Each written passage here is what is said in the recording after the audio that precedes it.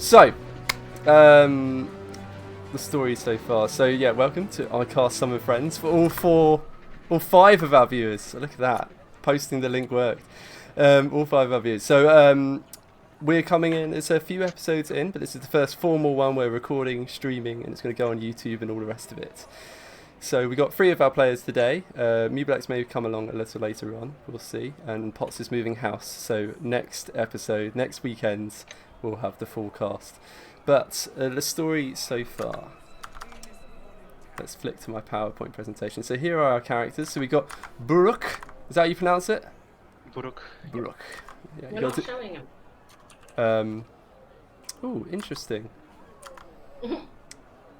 Oh yeah. Oh, hang on. Sorry. I need to go on to PowerPoint focus. There we go. There we go. Yep. So there's Buruk in the top left corner, who's a fighter battle master hobgoblin, and all this art has been done by my wife, Mrs. Nutgobbler, or Sammy. So that will be played by Naturich. Of course, yeah, Buruk is pronounced with a Lithuanian accent, so yeah, you just got to nail it. Buruk. Buruk. Ravenous, the warlock, a great old one, is a tiefling, will be played by Ripley, Mrs. Nutgobbler. Lyru, the monk of the Path of Mercy. So that's of the new Tasha's content, which means you can punch people back to health, back to life.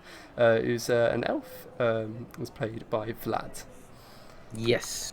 There we go. And yeah, Hazer, who's a rogue druid human, will be played by Mublex. Yeah, and Nanto, when next weekend, will be played by Potts, who's a glamour bard warforged, which is a pretty unique combination. I've never seen a warforged bard.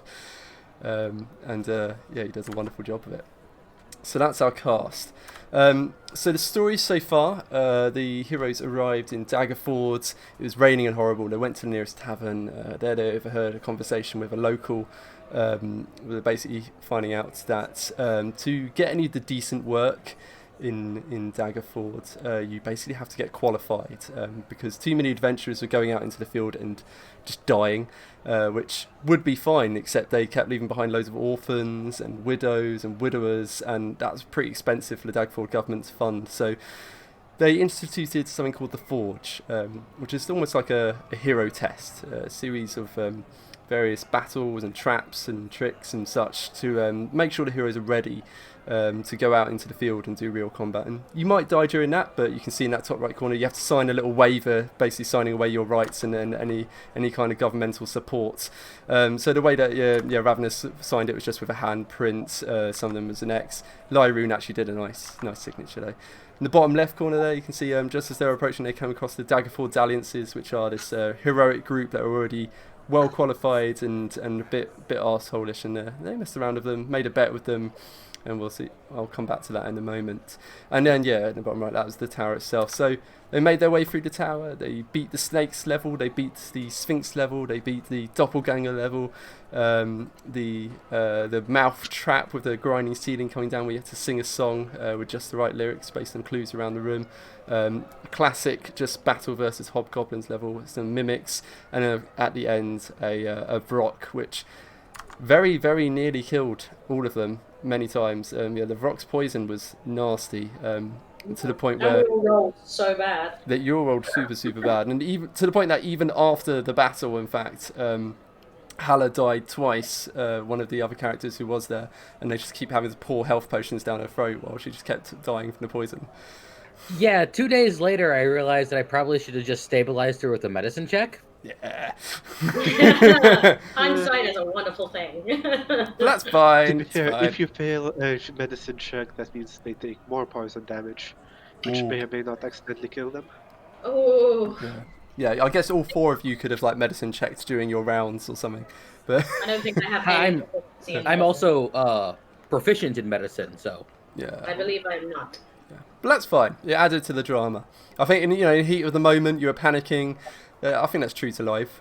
Yeah, you're just glugging that. You just found those healing potions in the floor earlier, so it's not like you paid for them either. We just given them, weren't we? Oh no, they were in one of the chests in the mimic room, indeed. Yeah. And then George LaForge, the architect of the tower, came and greeted you after you came out on top, gave you your rewards, moaned a bit that you killed the Sphinx instead of answering a riddle for it, or rather giving it a riddle that you could answer.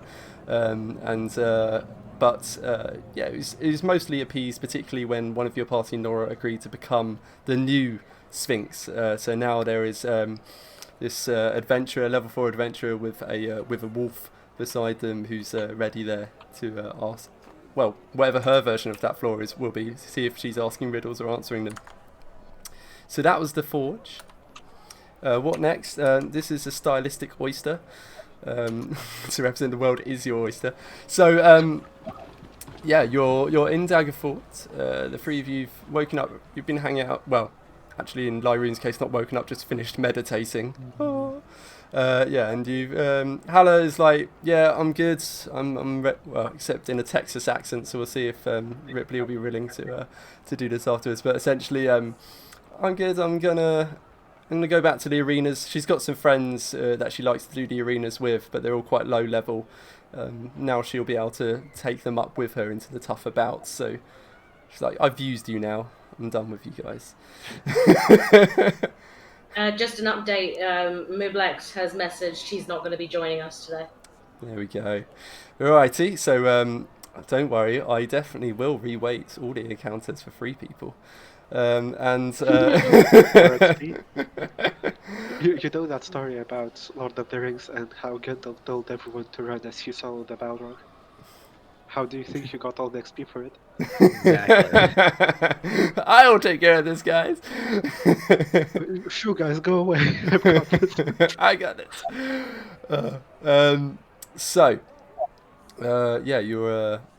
You're in Daggerford. You've woken up. You're getting booted out of Hala's house. She's done with you guys.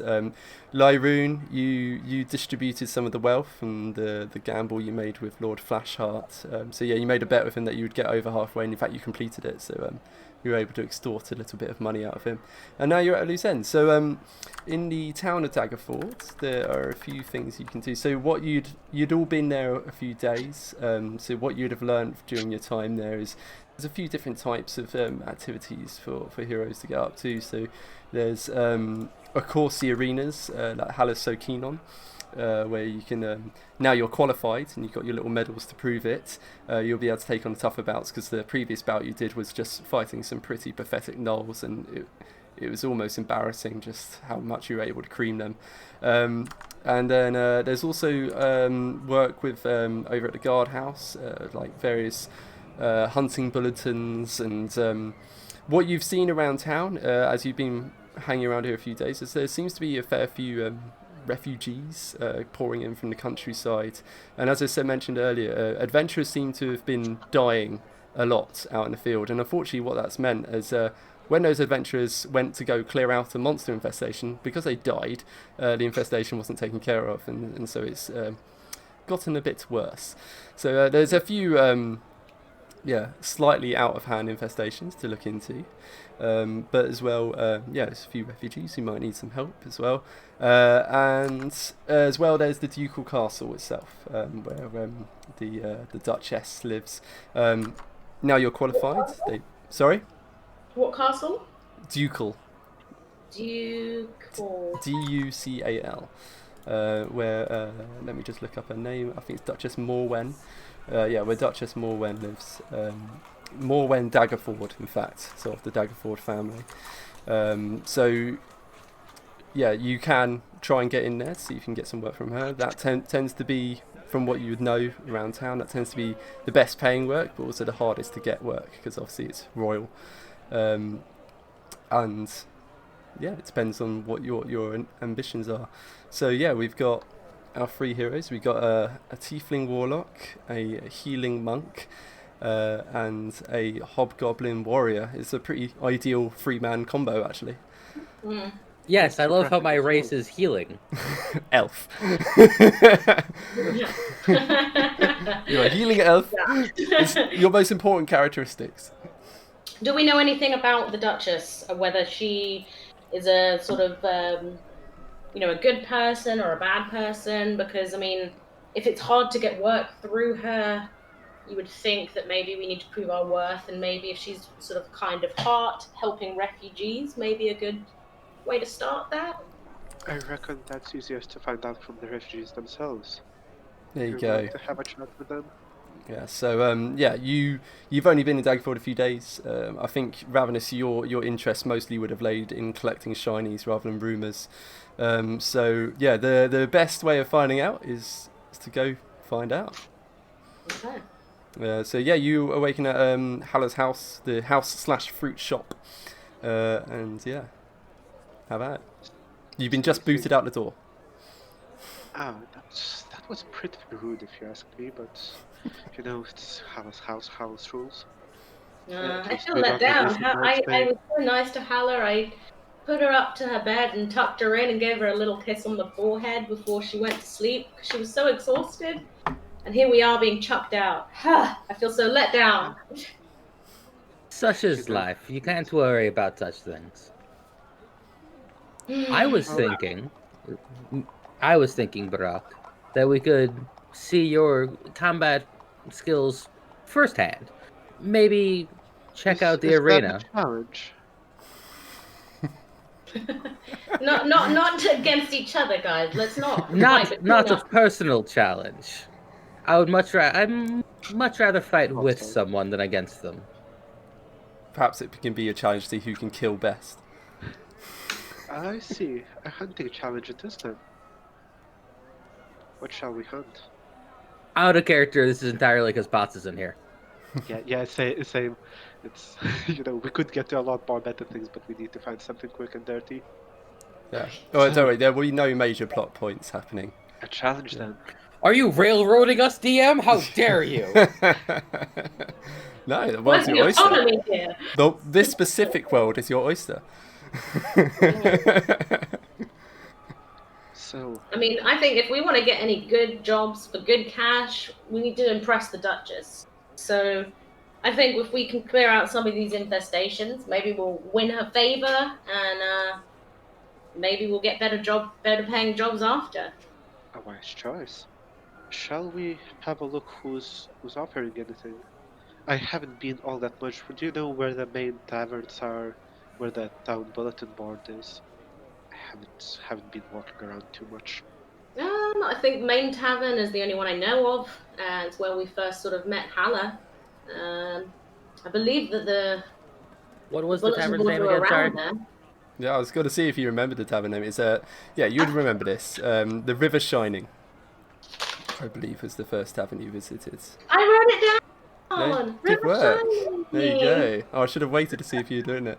But yeah, it's the River Shining Tavern. It's the biggest, the main tavern that you come with. There are a couple of other ones as well, of varying levels of quality and patron.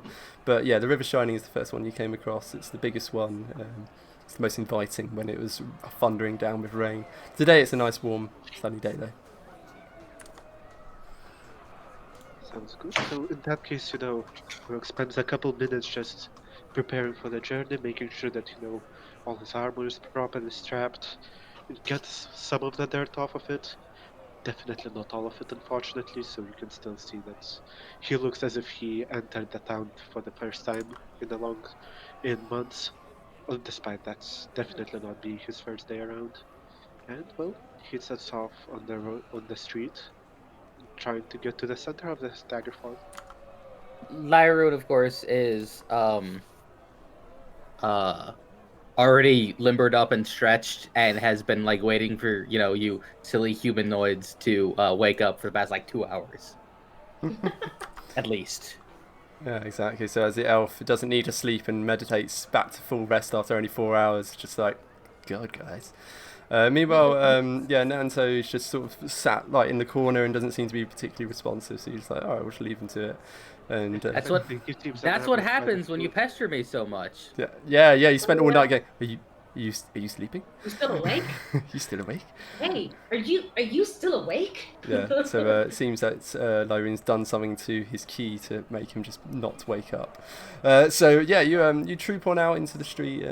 Booted out into the street, and around you can see it's the cobblestones of Daggerford. It's a fairly sunny, bright days, blue skies, one or two clouds, and as I say, there's a few people meandering around, the fruit sellers starting hawking their wares. I won't attempt to do the Cockney hawking wares, but you can imagine it. As I say, around the streets you can see there's a few homeless refugees in the streets. They're just sort of a bit dirty and a bit sort of gaunt looking, but not like they're on the brink of starvation just yet. Go Is for it. there anything that could distinguish whether they're just refugees and, well, they're destined to be more or less beggars around here? Does any of them seem like a soldier before, farmer, anything that would identify what's happened to them? Yeah, so a disproportionate amount of them seem to be farmers, from what you can see. So based on that they've got various pitchforks and such with them, I suppose. And based on their accents from just as you're walking along, and you're making your way over to the River Shining Tavern. So, anything else on route, or are you heading straight there? I offer out my dog jerky to little children that look like they have no food. Here, small child, have some dog jerky. You look hungry, have some cat jerky. So you're just distributing questionable jerkies to the children, Yep. the refugee children. Make a persuasion check. Also, how do I do a long rest again? I can't remember because I tried it and it didn't work. Exclamation point G space LR. Yeah. Also, you guys did all level up to 4, right? Yeah. Yes. Yeah, I did it for you. Yeah. So she now has better charisma, and it's just better charisma. So 18. 18. I can poof. Yeah, you can now poof. Yeah, I saw your feet. Yeah, you've got you can misty step now. And I can bless people, so yay. You can what? Bus people. Bless. Oh, bless people. Yes. So and I believe you have to wait to see what Brooke is capable of. You haven't seen them in the arena or anything yet, unless he volunteers it. But yeah, so you're handing out jerkies, and the kids sort of look at you and a bit suspicious, like cat jerky. But then they're Until you've tried it, kids. then like stomachs grumbling, and it's like, okay, and then they take it and nibble on it, and when you're hungry enough, anything tastes good. So they take your jerkies. I think you would have some sphinx steaks left over as well if you wanted, but I don't know if you just burnt. They weren't mine, I don't think. I think Nanto has them all. Oh, Nanto has them, and they're a bit burnt anyway. But yeah, so you distribute some foods to the refugees, and the parents sort of look on and sort of, thank you. Oh, it's been a tough summer, the toughest summer ever. In fact, usually it's winters that are tough, but this year, tough summer. What happened to make it so tough? Well, so this particular refugee that you're speaking to is this old, sort of, I'd say early 50s woman. She's got like a straw hat, which is what denoted her as a farmer. And tanned, weathered-looking face from years spent out in the sun. And as I say, she's looking a bit gaunt, so her skin's just hanging a bit loosely, which suggests that she was plumper in the past. And has recently lost this weight, and her clothes are just sort of they're much repaired, much sewn and patched, as if that she's owned them for quite a long time. And so she look, as you ask her that question, she sort of looks at you a bit confused and is like, wow, the plants just seem to come alive, and just started. Well, I mean, we called in, the guard, and they sent a group of adventurers to come help, but the plants just tore them apart and just feasted upon them, and now our whole crop is ruined. Our whole crop is living. So is that what you're running from?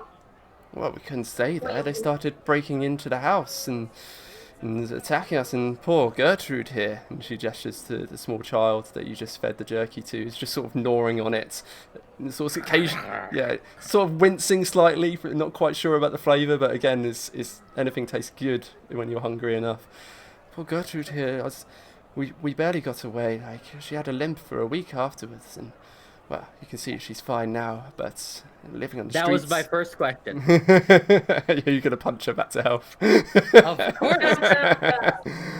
But living on the streets of Daggerford, it's safer than out there, but I'm just glad it's summer. How much is it? Quite.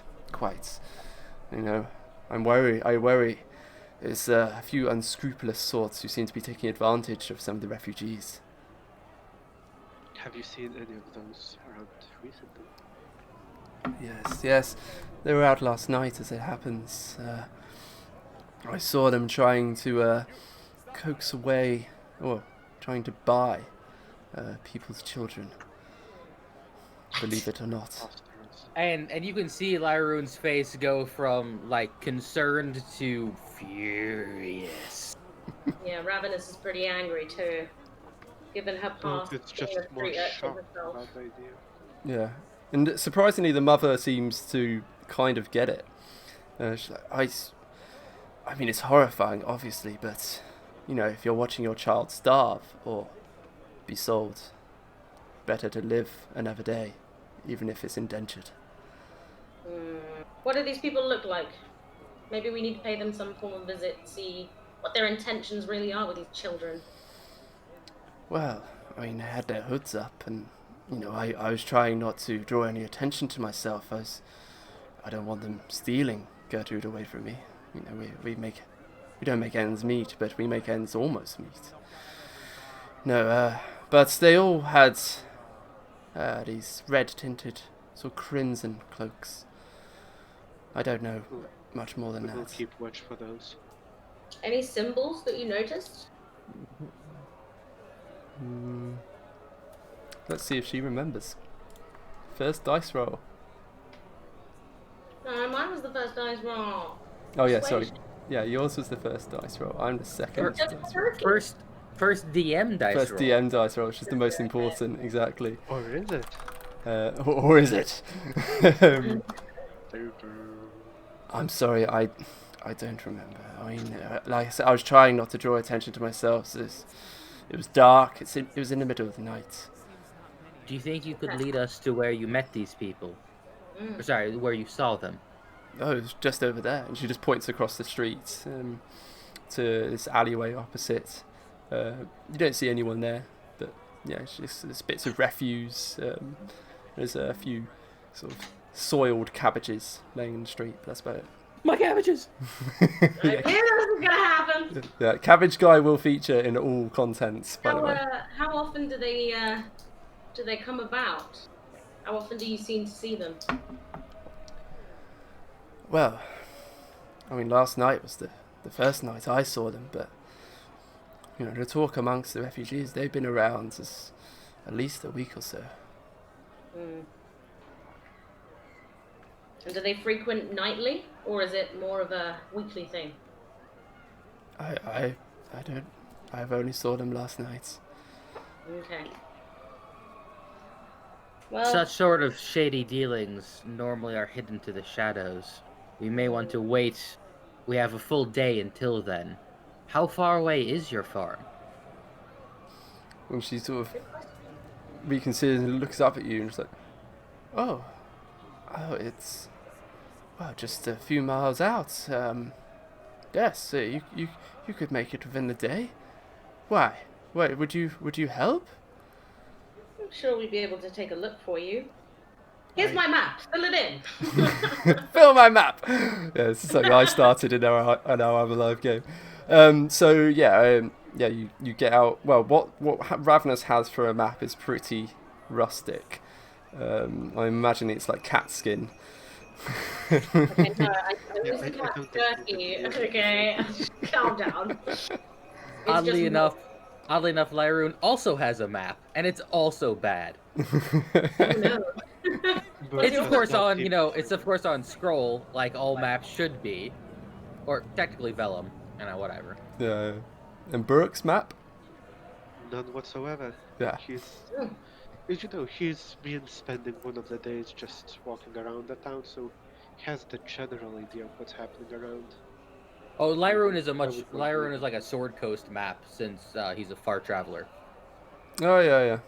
Yeah, so, she looks at the two maps offered to her, and she's like, sort of looks a bit confused that the Sword Coast map is just such a grander scale than what she can really comprehend. And then she looks to Ravenous's pretty crude map, which Daggerford is just an X. And then there's like various little sort of like words like shiny, lots of shiny, not many shiny, all over the place. She's just like, I mean, I could just lead you there. That might be best. She's Yes, like, yeah, that I'll would be just very Describe us kind. where to go instead.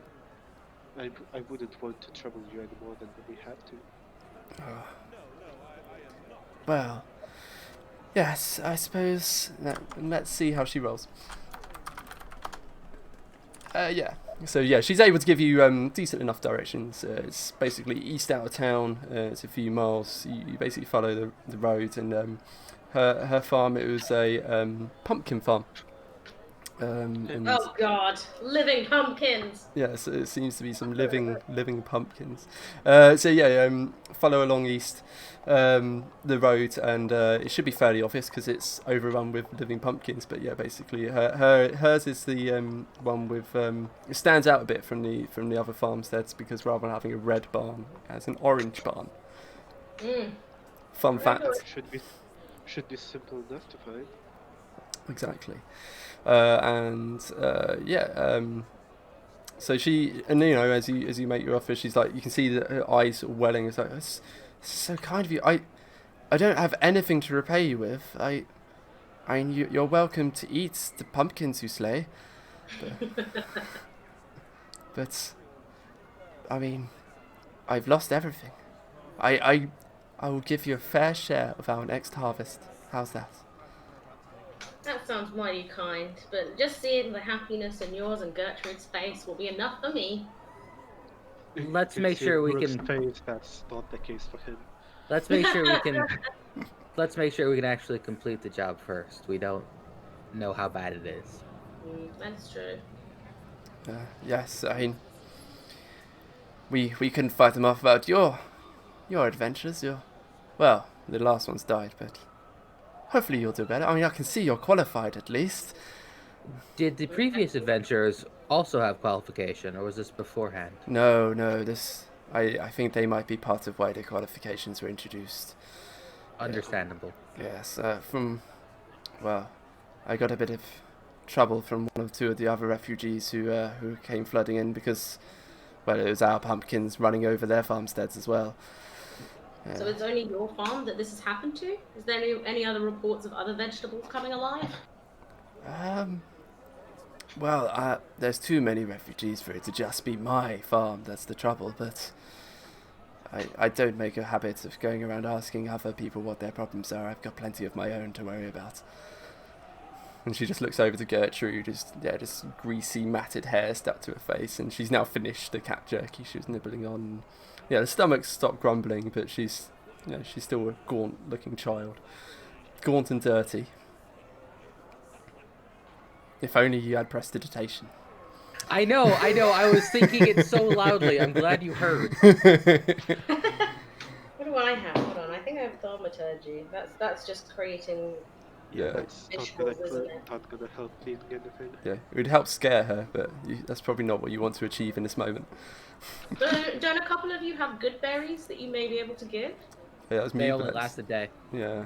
Well, it's only been 8 hours. They've been given last late weekend. If the DM says they're still up, then I will happily give one. There you go. You can hand them over. Yeah, they've only been out for like 8 hours. So. Sorry, I'll happily give one to each. Yeah. Oh, okay. So they take this singular berry, and they've not really come across much magic before, and they're like, thanks. Trust me. And she just sort of, and then just immediately feels instantaneously full, full to the brim. In fact, where if she ate another one, she'd feel uncomfortably full. That's. We need to grow those. What are those? Magical. Our friend was able to grow them. I don't understand the arcane. Well, I won't be growing pumpkins anymore. You can be sure of that. Well, seems like they grow on their own just fine. Exactly. Alright, guys, let's go carve some pumpkins. All right. So. As the group leaves, the poor villager just looks. So, why are we doing this again? Is good reward involved in this? Is It'll it be all for the worth it. pretense of challenge then? Challenge is one part, but I can't just let a hungry child just exist like that. It's not when it's not that far away.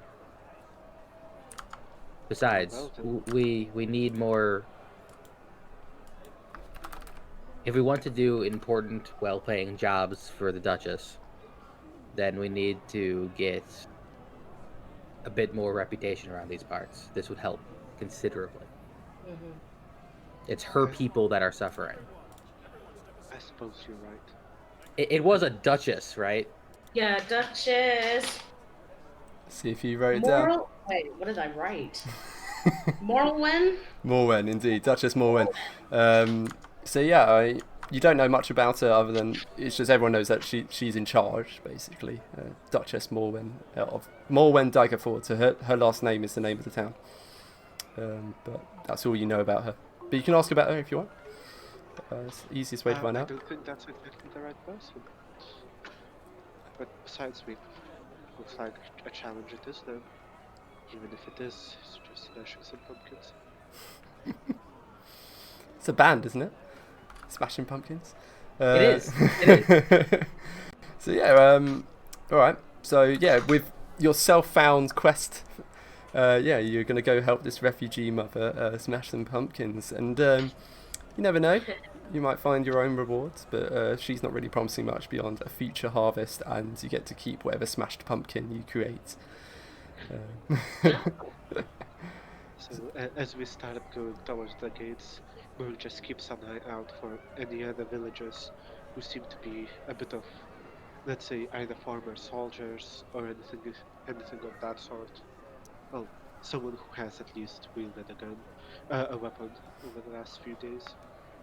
So you see guards certainly they're around, but in terms of former soldiers who are like down on their luck and things, the nearest you find is there is one guy who looks, he's wearing like something like a uniform. Could be a soldier, could be someone who just likes to dress up as one. It's hard to tell just from looking at them, but they do have a short sword. You can see that it's in a scabbard at their hilts, and they're just sitting at the edge of the streets in a pile of refuse, much as many of the other refugees in Daggerford are having to do. He doesn't look like, he stands out a bit from the other civilians in that he doesn't look like a farmer. Would you guys mind if I start with him out of character? No, go right ahead. So, Brooke just walks out.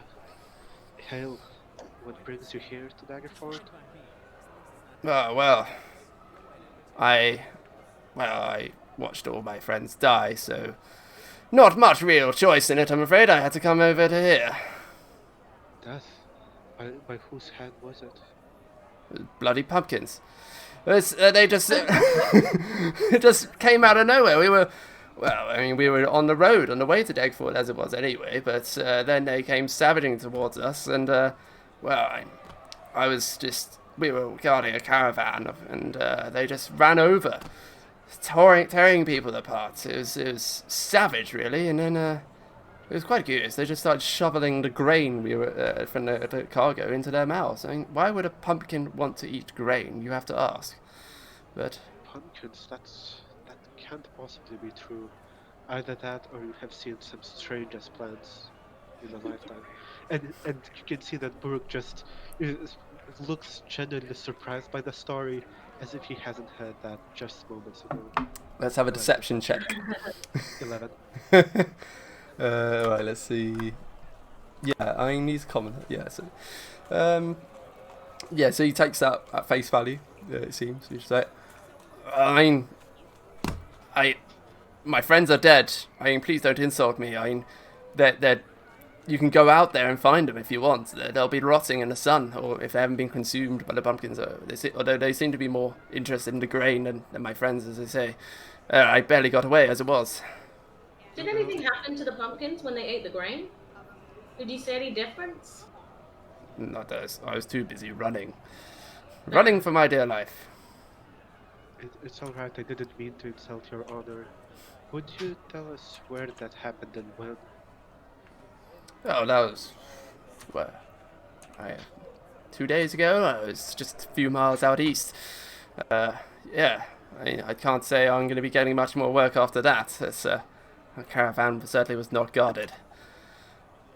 Well, in that case, take some rest. And hopefully, it's a big town. Perhaps the next caravan will not know this one's plight. Best of luck, soldier. And Yeah. with that, Boone just steps back and lets him wallow in his own misery, essentially. He just sort of stares at his hobgoblin. Just a tip: if you want to get back into, fighting or working, get a band of people together and do something called the Forge. It may help you. Ah, yeah, I heard about that. That sounds like suicide, to be honest. It's, have you heard about the death rate? I mean, no. Well, Did that's... your friend hear about the death rate of guarding caravans from pumpkins? Well, then... Oh, fair. I mean, that is fair enough. We'd done quite well for a few years. I mean, let's just put it this way. I'm not coming back to Daggerford anytime soon. Fair In that enough. case, best of luck and may gods protect you. And again, he gives this sort of queer look to the hobgoblin, making these... He's surprisingly well-spoken and speaking of gods and being quite... hobgoblins are known for being martial, but not for being civil. Yeah, I suppose that's broadly fair of hobgoblins. Yeah. And you can see that God is, he's like, it feels like it's customary to say that, may the gods protect you. He doesn't quite put all the meaning into that phrase. He's kind of like someone with autism who kind of knows that they should say it, but don't know why. Jesus. Specific. I wouldn't go as far as that. I'll give a more appropriate example. When I got to UK, we were talking with someone, and as I got to know them better, we passed each other, and she's just like, "You all right?" I'm like, what is wrong with me? Oh my god, why? Did I do something wrong? It took me about 2 years to realize that "you all right" is apparently an English greeting. No, you're actually quite upset if someone starts answering it seriously. You're like, no, I did not want a conversation. Yeah. I actually make a point that if someone asks me how are you, they will get a genuine answer whether they like it or not. Yeah, I always give a genuine answer, and some people don't want a genuine answer, and I'm like, Most I don't people care. want a genuine answer. I don't care. I'm gonna give you a genuine answer. Right. Either way, he just says, "Well, may gods protect you," and just lets him be really. I'll be right back. Cool. Alright, Raven's just taking a loo/drink break.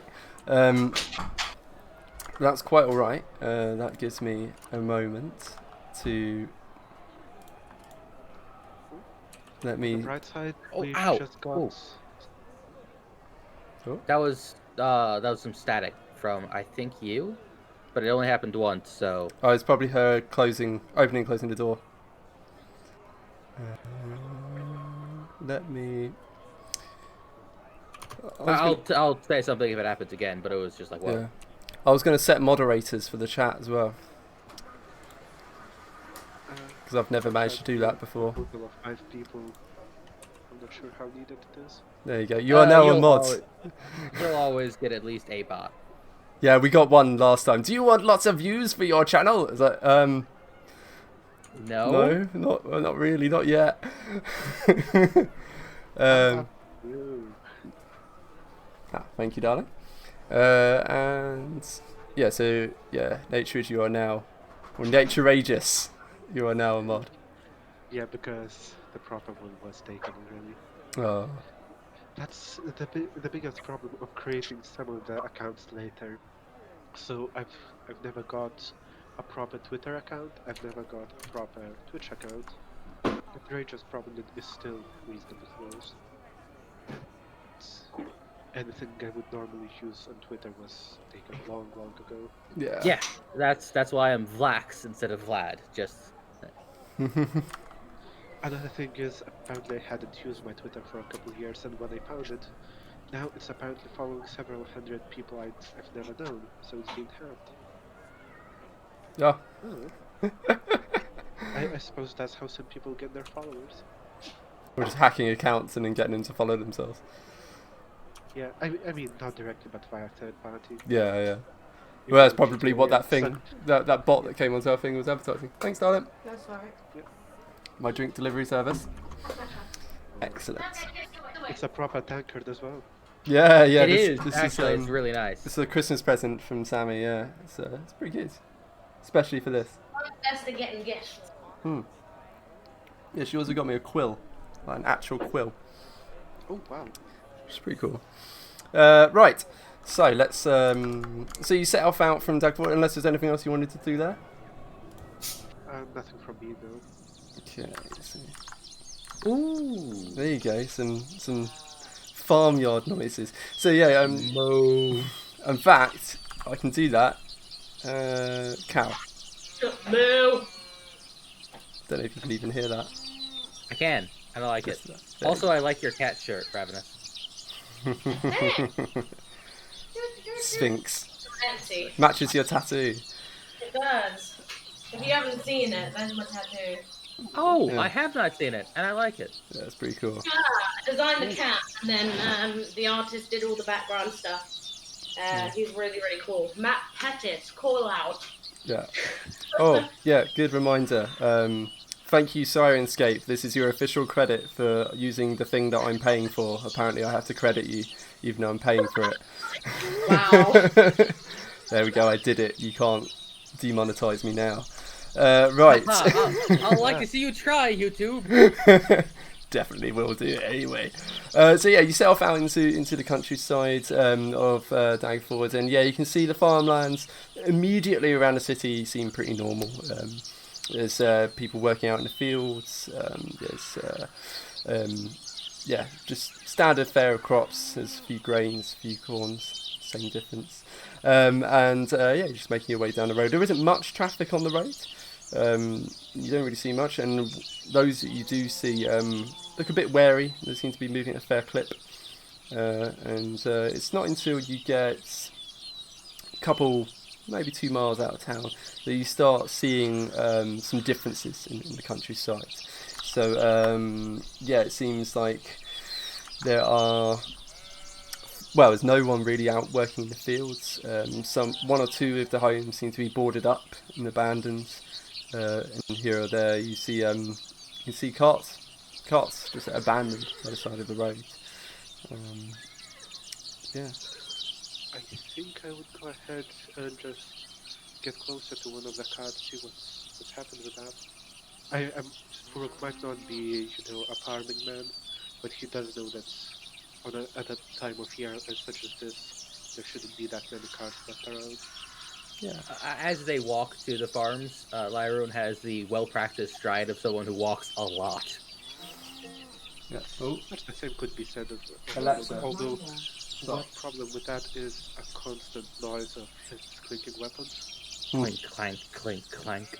Yeah. So I say with Buruk, he's got these multiple weapons strewn across his body. Far too many. How many weapons do you have? 4, 5, 6. Yeah. 5. Probably about 6. 6 different weapons. Sounds like when Burrett walks.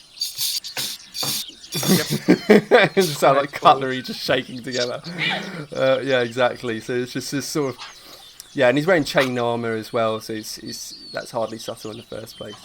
Whereas Ravenous and Lyroon both actually don't wear any armor; they're just wearing cloths. I think Ravenous actually is wearing like silks that are dirty but very nice. Like Yeah. she bought nice clothes, but then hasn't taken care of them. Fabrics, but with no care given to them whatsoever. Yeah. Whereas Somehow, Lyroon, with her, I'm not too surprised. in Lyroon, I think it's the opposite. She's got like simple cottons, but they're very well maintained. It's quite a mismatched party. Or Sklur. Schlee or Schlur. Oh yeah, sorry, he, not her. So you make your way out into the countryside, yeah, and you can see there's one or two carts that seem to have been just abandoned by the side of the road. Give me an investigation check, Baruch. Yep. And if what are the other? Can I help him with the investigation check? Yeah, so you can join in looking over, seeing if there's anything interesting. Ravenous, what are you going to do while these two seem to be looking over the cart? The way they're looking for the cart. They're looking over a cart. So they found you come across one or two sort of abandoned carriages by the side of the road, and I mean, I'm gonna do a walk around perception to see if anything glints in the light. Okay, so yeah, you're just looking for shinies. Yeah, okay. So yeah, Baruch with oh wow. No, sorry, in that case, my bad, it should have been 14. I just took that it should be... It was advantage because Lyroon is also looking around. Mm-hmm. I did nothing. Who's mutton chops? Mutton Chops is my brand new character on Dark Star server. Made a satyr forward. Nice. Ooh, nice. Yeah, But yeah, sorry. Oops. No, yeah, your help actioning is how I took that. Okay, all right, then Yeah, let's do the help action instead. So yeah, rather than the nat 20. But yeah, anyway, so yeah, while Buruk's looking over the cart, yeah, Ravenous is just keeping an eye out, seeing if there's anything shiny catching her attention. There's no jewels just casually just strewn across the road. Who would have guessed? If there were any, perhaps they were scooped up by the other travellers who come along this road. So it's not, when I say it's not as publicly traversed as you'd expect, that's because Daggerford gets a lot of trade coming through it. It's in fact along the trade road. But you are going out east, following the Secomba River.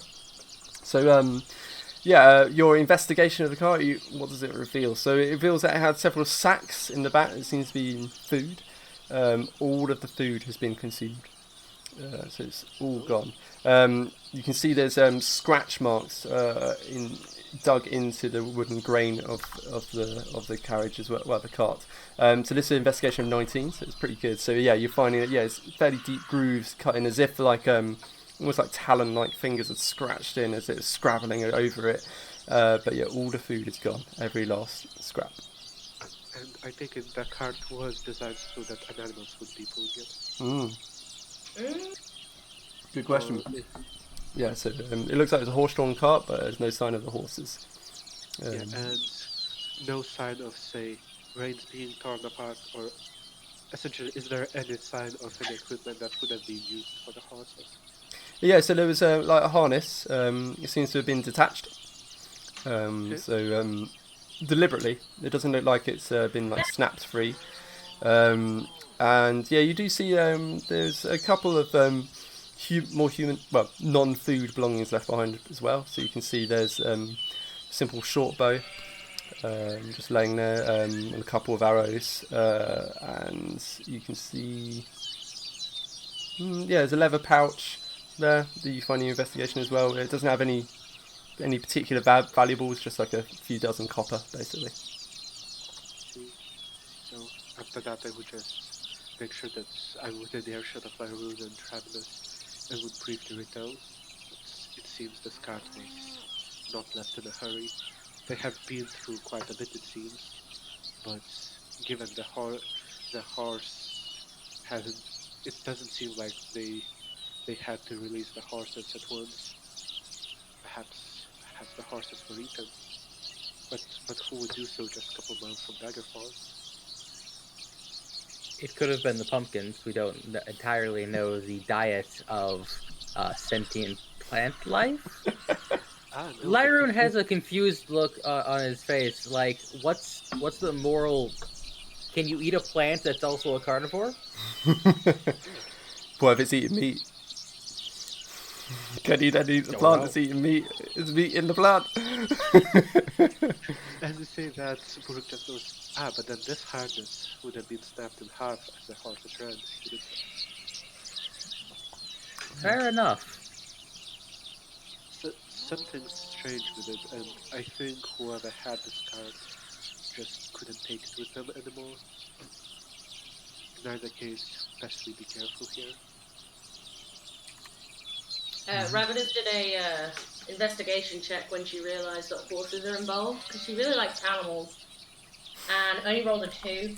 So is very, very distressed right now that she can't pick tracks up, and she's just like, oh god, where are the horses? Ah, so if it was looking for tracks, it'd be survival, but we'll use your roll that's the way it works.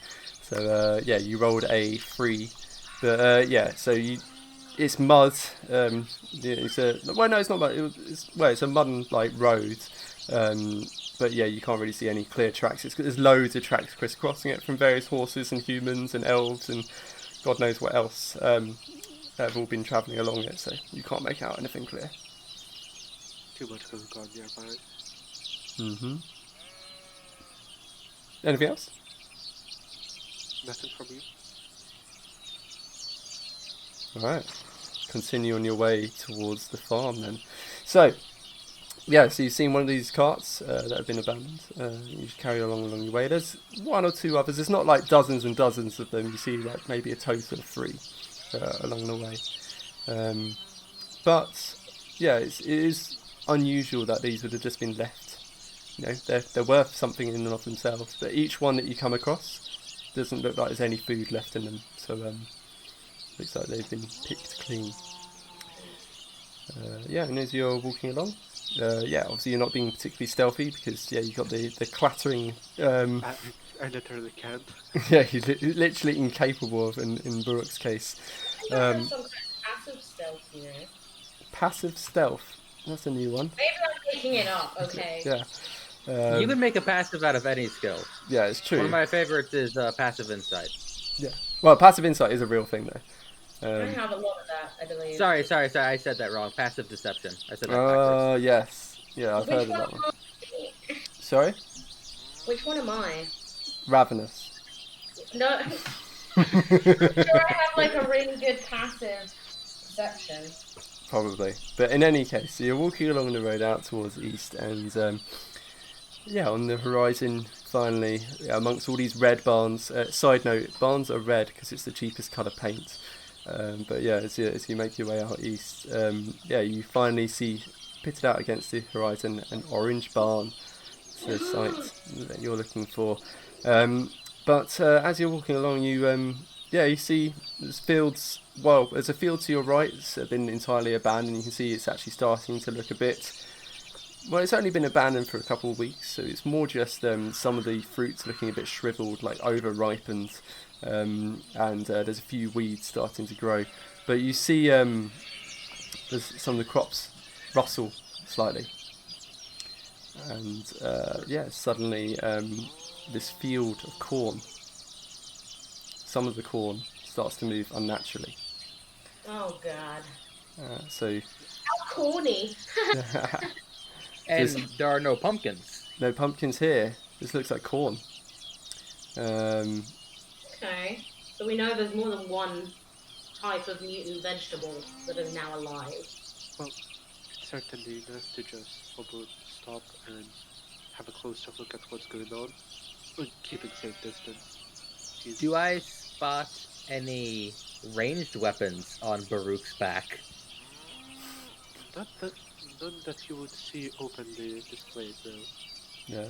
So. There is definitely a spear on his back.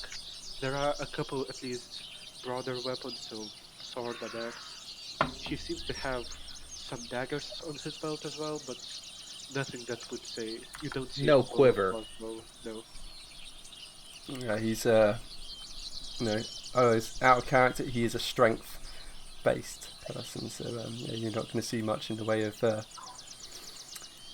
ranged weapons coming out of him. Right. So. Can I just quickly ask a question out of character because I don't know how these things work? Mm-hmm. I've got like 3 passives. One is perception, one is investigation, and one is insight. How does that affect the game for me? Does that mean that if I roll less than that, it's automatically at that amount, or? No. So essentially, if some action happens where if DM had to ask you to roll something, it would be signaling a bit too much for what's happening. Most likely they'll just go and take the passive value instead. So for instance, if he's starting an ambush, if you know in middle of a safe, completely calm road, he says, okay guys, roll perception, or you see nothing, that's more than obvious that you were supposed to see something. So typically DM just takes the passive value, which is 10 plus whatever your perception modifier is. Yeah, exactly. Or if you walk into a room and you're just looking around the room, you have a high enough passive perception, you might pick out certain details. It almost tells me how much detail to tell you off the bat. And similarly, passive... 10's like a sort of 50%, as it were. Like, yeah, 10's just average. You're just boring normal. Yeah, and then passive insight, depending on the DM, but most would consider it as like your automatic ability to detect lies. So yeah, if someone's like lying to you or deceiving you, if you've got a really high passive insight, then you might go, that person's lying to me, immediately without even thinking about it. Okay. Which can be quite... I would say that I'm completely atrocious using the passive values. I always want to tell too much to the players. Yeah. I'm getting better at it. Yeah. Well, every DM wants to reveal all the detail of everything that all the beautiful story that they've created. But there you are. So you can see some of the corn plants seem to be twitching a bit unnaturally. They don't seem to be moving towards you or anything. They're just sort of twitching. I think that's enough for Burke to stop and take a closer look, even from a side distance. Mm-hmm. Just to understand if it's some animal just running past them. You know, if you imagine a wet field, something like a rabbit hopping through would create something that looks quite unnatural. Before Burke takes a step forward to investigate, I lay a hand on his shoulder to cast guidance. Ooh. Okay. In case needed. Well remembered. Alright, good luck, brother. Yeah.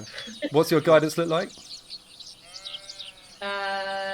So I touch whatever part of the body I touch, my hand basically sparkles. Again, it's always going to be a purplish hue, but it's basically like a purple glitter that washes over my hand and then it sort of seeps into the person through my fingers. Yeah, lovely. So the moment you just touch his shoulder, Burke just goes, whoop. So he's definitely not expecting that, and you can see his hand already going to his belt as if to draw a weapon. Clearly he hasn't traveled with a group too much. So then I just sort of say, hey, you're going to have to get used to that. I'm quite handsy. Out of character, you'll definitely have to get used that because I'm also handsy. I have to touch you to heal. If you're hurt, you get punched. It's two handsy new friends you've got. Yeah. So Ravenous reaches out and just grasps Burke as he's about to move towards the field, and it's just this purple, sparkling essence that flows along the land and it just seeps into his armor and seeps into his flesh, and he just feels a slight gain in whatever he's about to attempt. So give me a perception check with an extra 1d4. Yep. Which looks like it was very necessary because you got an 8 plus 2 for 10. So you can see that some of the corn seems to be twitching naturally, much as before. You can't tell from here whether that's due to the corn being alive or whether it's just critters running around amongst it or what. I just have a deep look at that and say, I don't like the look of this. Any thoughts? I don't either. Why don't we follow the path to the barn house and not go through the field of corn, just in case? Sounds wise. Yeah. Okay. So you're gonna stay well clear of the corn. In fact, I've got far out in the corn. It's an actual setting on Sirenscape. Look at that. Right. So we'll see what that sounds like. So no, we won't. But you can see it's corn just sort of swishing in the wind, but some of them seem to be moving a bit unnaturally. You're just like, nope, don't like that, and just carry on walking straight on by and heading straight towards the orange painted barn. On your way thought it was red. No, all the other barns are red. The one you're going towards is orange. Apologize. Yeah, barns are red because it's a cheap paint. Because Is that because it's made of? Is it lead paint? And it's red naturally. it's something to do with stars exploding and it creates iron, and iron is cheap, so iron makes red paint. But Okay. yeah, there you go. So yeah, you continue making your way towards the orange barn in the distance. I can't hear the Sirenscape at all. No, I can't either. I can hear it on the stream on the Twitch stream, but I can't hear it at all on Discord. I can hear it. I hear birds chirping and a moo. And a moo. Moo. Weird. It's just not making it through to my headphones. Ah. Hold on, here we go. Maybe if I watched the stream, that would help. Well, as well, I just discovered that Sirenscape was coming out of speakers, not my headphones. So that'll do it because they're noise cancelling. So yeah, you make your way further down the path towards this orange barn in the distance, and yeah, you do indeed. Already from a distance, you can see there are some rather live-looking pumpkins running around. They actually seem to be particularly gathered around that orange barn. But yeah, there's a few. Not just growing lively, but they are suspiciously too alive. Yeah, they're clearly unnaturally alive. So the way they look, it's just like a pumpkin, but it's got like a slit that's been carved open in its mouth, and you can see these razor sharp looking blackened teeth inside its mouth, and it's got these sort of tendril leaf-like vine limbs that like end in razor sharp looking talons, and they seem to be using that to like scamper up and down the sides of the barn. And you can see up ahead actually a few just running across the road in front of you over to the other side into another farm. Yeah, so look, as soon as he sees any even running towards them, even if from a distance, would be drawing his battle axe, just to be ready for when they inevitably charge at them. Yeah, so for now it doesn't seem like they've taken any interest in you, for whatever reason, but they're up ahead. How far away are they again? Like feet? Yeah. So you're about 100 feet away right now from the ones that just ran across the road. From the barn, you're about 300 feet, which seems to be where the majority are. What do you do? Turn around and run. No. Lyroom places places a hand on both of your shoulders, and both of you, feel a warmness, your muscles feel, more relaxed, but ready. Cast bless on all of you. There we go. Okay, DM, what does bless do for me? Gives You get an extra D4 to your attack rolls. I'm sorry, I'm not the DM. Yeah, exactly. God damn it, Lyroon! So yeah, you gain an extra 1d4 to your attack rolls and to saves, I think. Yeah. Yeah. Let me Attacks, just. checks, and saves. Yeah, Checks. I'm pretty Yeah. sure checks as well. No, it's just attack rolls and saving sorry. throws. Yeah. It's Sorry, just those my two. bad on No, How checks. long does no that worries. last? A minute. So that's 10 rounds. 10 rounds of combat, and you're about 100 feet away from the ones that just ran in front of you, a few hundred feet away from the ones in the distance. But yeah, so this is a new ability Lyroon's picked up as a result of reaching level 4. It's a new feature. What's the feature called? Can't remember now. Faye, I'm sorry, I'm That's a all right. boss. Huh? It's called I'm a boss. No, I'm a boss No. feature. The feature I picked up was It's not that important, to be fair. It's just out of curiosity. it's called Faye Touched. Fey touch. So I learned the Misty Step spell and one divination/enchantment spell of my choice. There we go. Yeah, there we go.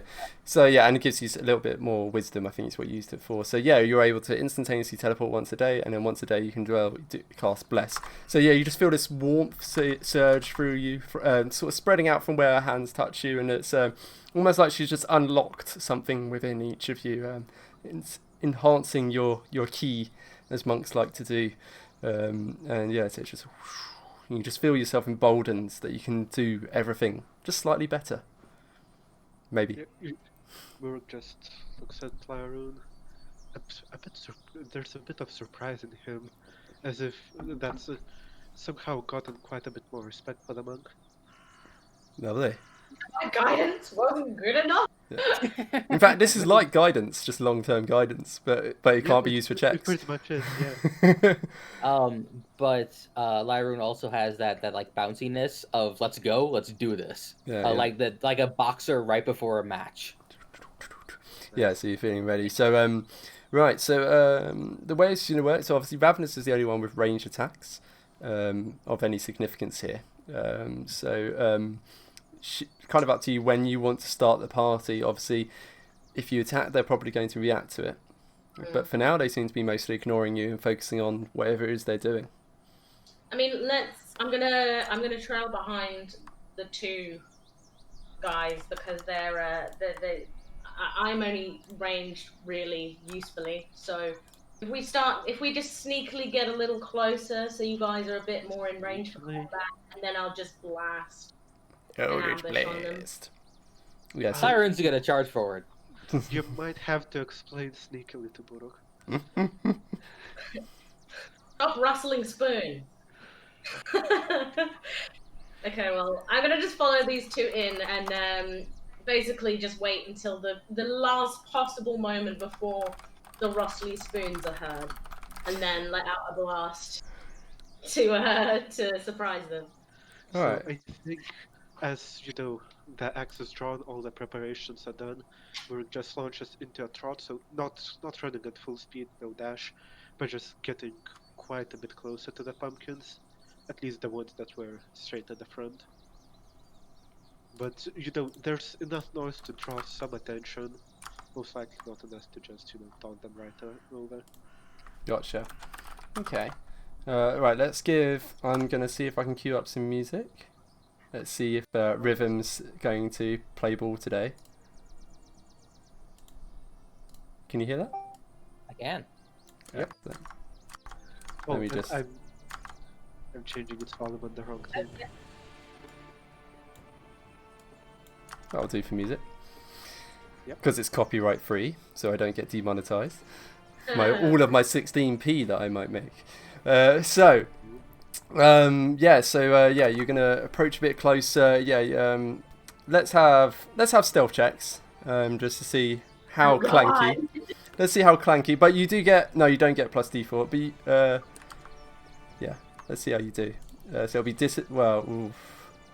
I think by rules it's written it doesn't have to be because it's not heavy armor, but reasonably it is for him. That's all right. It doesn't matter. Lyroon got a 9 anyway, so. And you end up with a 7. So you're sort of facing down this road, and Lyroon is like, "Come on, guys, come on!" Buruk is just sort of clanking down the road, and Ravenous is the only one she's used to being a bit sneaky anyway, just because of how she tends to acquire her shinies in the past, you make your way down the road, maybe another 40 feet before. Suddenly, the pumpkins that were scampering across the road suddenly just turn around, and one of them like, so I'll allow you to get an Eldritch Blast off as like instantaneous, but and then it's time to roll for initiative. I'm going to go to Lou while you do that. So, Ravenous, you're going to be up first, but so you immediately, as soon as you see them, turning their attention towards the clanking form of Buruk, you're like, okay, they've noticed. Time to unleash. So you just hold out your hand, and this purple sparkling meteor just starts to form and starts spinning, and you just release it, and it's by far the most powerful one you've done to date. Partly because you've leveled up and you've increased your charisma since then, which makes you better at both to hit and to damage. But on its way, as it flies across, your other hand just gestures forward. What's your hex look like? Oh god. Okay. Hex is like a black smoke with a purpley sort of, like iridescence. It's like a black with a purple iridescence in there, and it kind of is like a cloud that billows towards the object. Lovely. So this is black smoky iridescence starts like washing over the largest pumpkin, which is a pretty large pumpkin. It's 10 foot to a side. This one seems to have gotten much, much larger than any natural pumpkin you've seen. This meteor just soars across as the smoke envelops this large pumpkin and just smacks into the side of it, and you can see this gout of pumpkin innards, just seeds and gooey innards just spray out across the roadside, and a little poof of smoke rises, and you can see from the hex that it's Nope. Ooh. Sorry. You just... I'm just trying to work out the text that I need, but I don't understand. It might be easier just to do it all separately, but we'll get to that. Where the impact site is, you can see this sort of black veins start spreading out across from the blast wound in the side of the pumpkin. It doesn't seem overly bothered. You've done, what is it, a total of 9 plus... Oh no, that's including your... Yeah. So it's 9 damage in total. So it doesn't seem overly bothered. But there's a decent amount of gooey innards that are just sprayed out across the road. And in fact, it is your turn once again. That was your opening. That was like almost like a surprise round. You were just waiting for the moment that they spot you. And I'm gonna do the same again. You can release another Eldritch Blast. You have got a new spell. Oh no, your new spell is Hex. Yeah. Yeah, my new spell is Hex.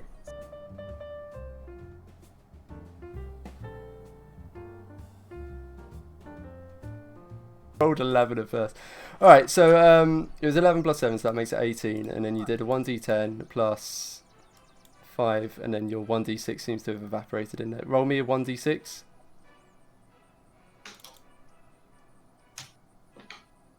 6. 10, 6, 5. So it's 21. So actually it wasn't far off from the amount of damage you did in the first place. Nice. And then immediately just summons forth another purple meteorite, just ends up sailing across down the road towards the largest pumpkin. Another smoky essence just starts spreading out with these black veins creeping along the pumpkin, and just another splatter of pumpkin innards splattering across the road. And now it's starting to look a bit more bothered about it. It's still not bloodied yet. But it's certainly seeming bothered by the amount of damage that it seems to be taking from this pesky warlock. Right, next up is pumpkins 1 through 4, because they all did better than you in initiative. You guys did bad in the initiative. I did it. Oh, there's a map already. Yeah. So there's a map. So on the stream, you should be able to see it. So 1, 5, 10, 15, 20, 25, 30, 40, 50. How do I get... Oh no, I can't do it on the... Okay, never mind. I can just about squint at the names. Oh, are you wanting it bigger? No, it's fine. It's just because I've got like Ta-da! several things open. Ah, Better? yeah, much better. Very much so. Okay. And remember, Sam, Miale is not here to track all of the damage. Yeah, I know. It's unfortunate. They did a really nice job of that. Yeah. Okay. Oh, no. That one's not up yet.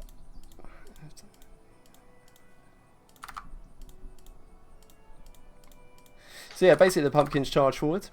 You get the impression they're not charging quite as fast as they could be, for whatever reason. And 15, 20, 25, 30. So and then these pumpkins that start... Can I ask how they are moving? Like I say, they've got these almost like leaf, almost like vine-like appendages on the sides that end in talon-like claws, and they're like scampering along the ground. Their mouths like open with those black teeth inside, and just going, just gnashing towards you, and just scampering like, almost like dogs in their enthusiasm for. We could technically immobilize them by detaching the tendrils. If you had a class feature for that, then yes.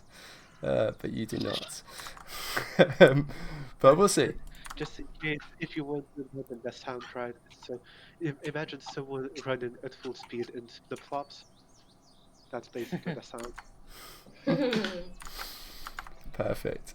So they're scampering along the ground towards you. But they don't go as far as they're quite good, and it seems they all sort of stop, except for Pumpkin 4, Pumpkins 1, 2, and 3. They seem to stop in place and then sort of raise their taloned limbs, readied. Lyroon, you're up. Cool beans. Yeah. Lyron's gonna charge forward and wail on pumpkin number 1. Boop.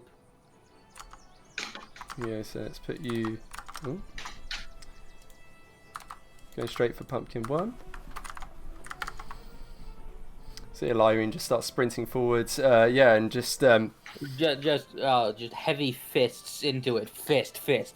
Oh my god, that nat 20 as well for a 31 to hit. That will do. Yeah, that'll definitely do. Right, so yeah, just charging forward. Boom, boom, boom. So let me get this right. So you get. Was there a key there? Or. Yes. Yeah. Got a flurry of and blows. then CC key -1. Ooh. Thank you. That's not correct. Seems to have been.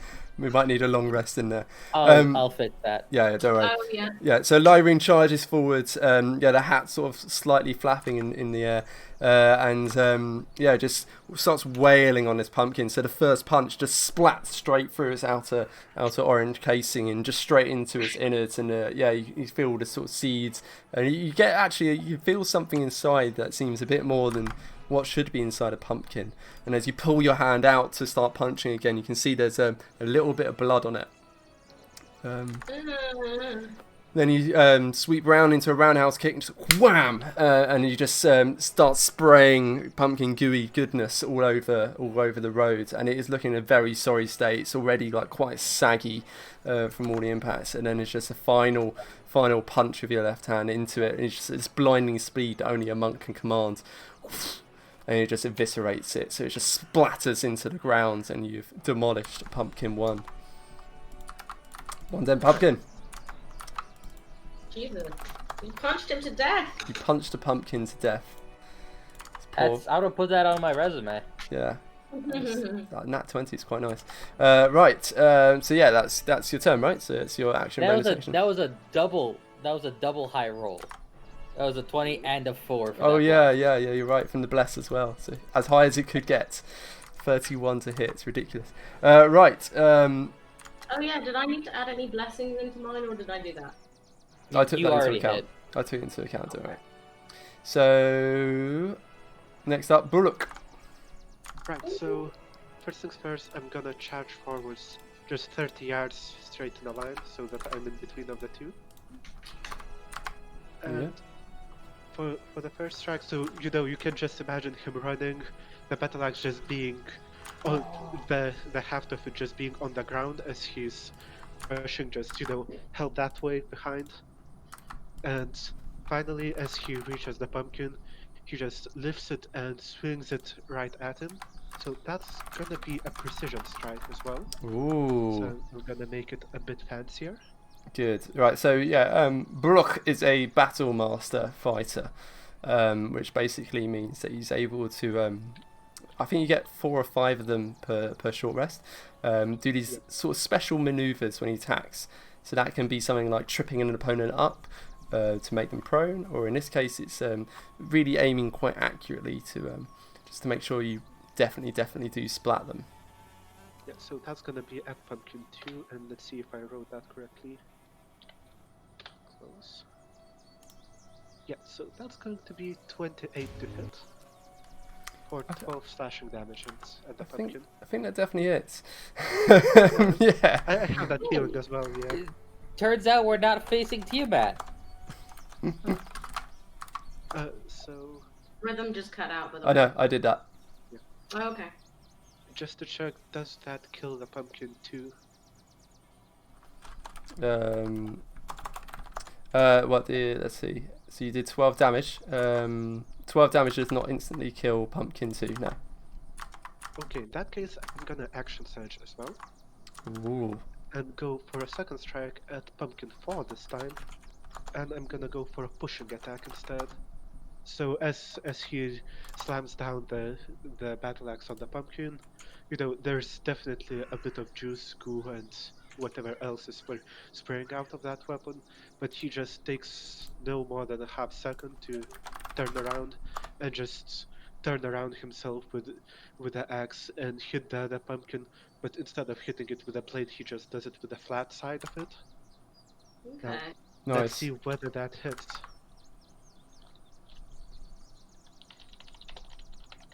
I think I managed to kick Rhythm from the server by accident. Oh, poor bot, you did. Oh, you rhythm. Okay, so that's going to be 16 to hit on pumpkin number 4. That hits. But Perfect. instead, that's going to be 14 damage. Yeah, And that, also, that's going to be a strength saving throw. DC, let me check, 13, I believe. Yeah, DC 13. cool. I mean, it kills it. But as well with your... Oh, actually, with your earlier roll, did you include... So when you use a maneuver, you get to add damage. A precision attack, it goes to hit bonus instead. Oh, okay. Cool. No worries. Yeah, so, yeah, the first strike just slices open a goodly chunk of the pumpkin. He's sort of hanging in two halves, and it's sort of going... But it's still managing to hold itself just about together. And then you just swing round it. It's with the flat of the blade, right? Yes. And you just splats it, and yeah, pumpkin gooey goodness just splatters across the road. Yeah, it's 2 dead pumpkins. No strength save needed. Hey, One dead Naturich. pumpkin, right? Type exclamation point CC for me real quick. Sorry, What does that do? What should I type? Sorry. Exclamation point CC. Yeah. Okay, so yeah, if you want to have your custom counters done, it's by Avery instead of like typing it out manually. It's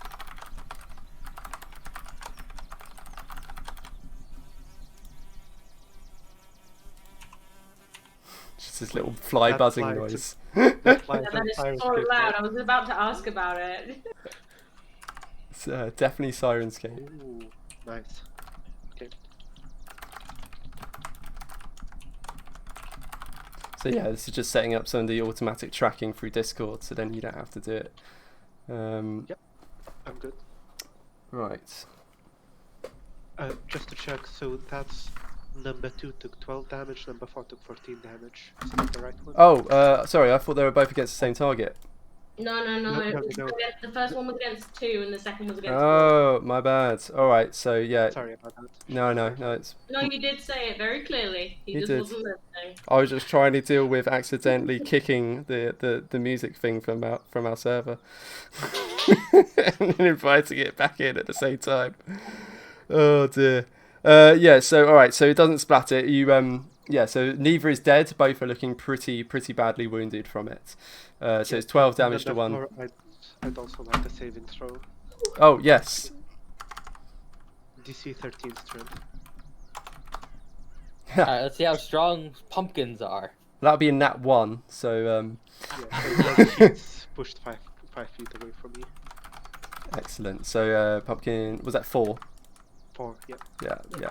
Right, so yeah, splat on the first one, it's just carved open, it's sort of flailing, and the vine's barely holding itself together. You can see it inside, actually, you can see inside it. It's yeah, you can see the same sort of red, bloody insides in there. It looks like it's been eating something that wasn't just grain. Pumpkin 4, you just swing around and with the splat of your blade, smack it backward, and it sails back 5 feet, just scratching along the dirt. Sorry. What? I just noticed Tiberius get up and do a little turn in the background, and I got excited because he woke up. The cat woke up. He went from laying clockwise to laying counterclockwise. It's very He just important. like did a little Archie thing, and then did a spin, and then just sat down again. It was cute. To all our 4 viewers, I just want to say Tiberius is cute. Tiberius is cute. I'm one of the viewers, by the way. I'm so sorry. I just wanted to bring the numbers up. Yeah, I'm another of them. Hang on, I'm just going to scan the QR code, which means then I'm able to invite Rhythm back into our server. Woo! Which means we can have music again. Yay. Yes, I am human. Liar! Unless. Unless. Ooh. Is it back? Yeah, there we go. Right. Hang on, sorry. I'll be back. 2 seconds. Carry on, unless it's my turn. Then don't. Then don't.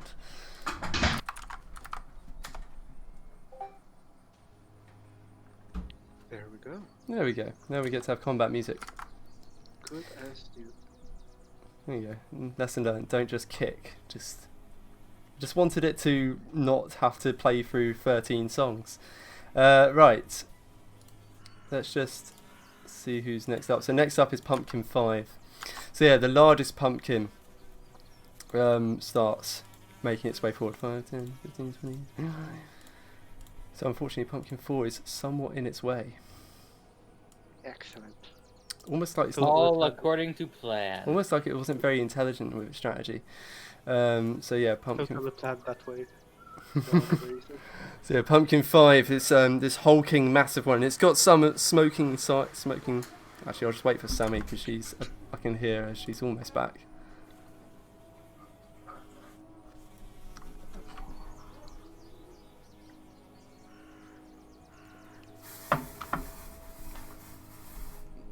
But apparently it's just spraying something.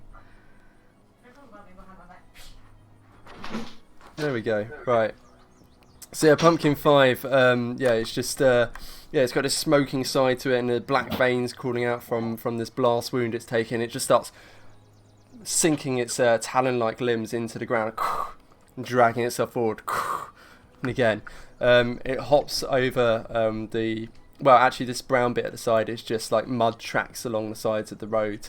So it just moves into that and just keeps dragging itself forward. And it drags itself all the way forward over its dead corpse of its ally and directly How far towards. does it move? Yeah. It's like dragging itself. How does it have that much movement? Well, it's not doing any attacks, so it's taking the dash action effectively. So it's just spending its turn basically moving towards you and getting ready for some pumpkin smashing good times. Smashing pumpkins.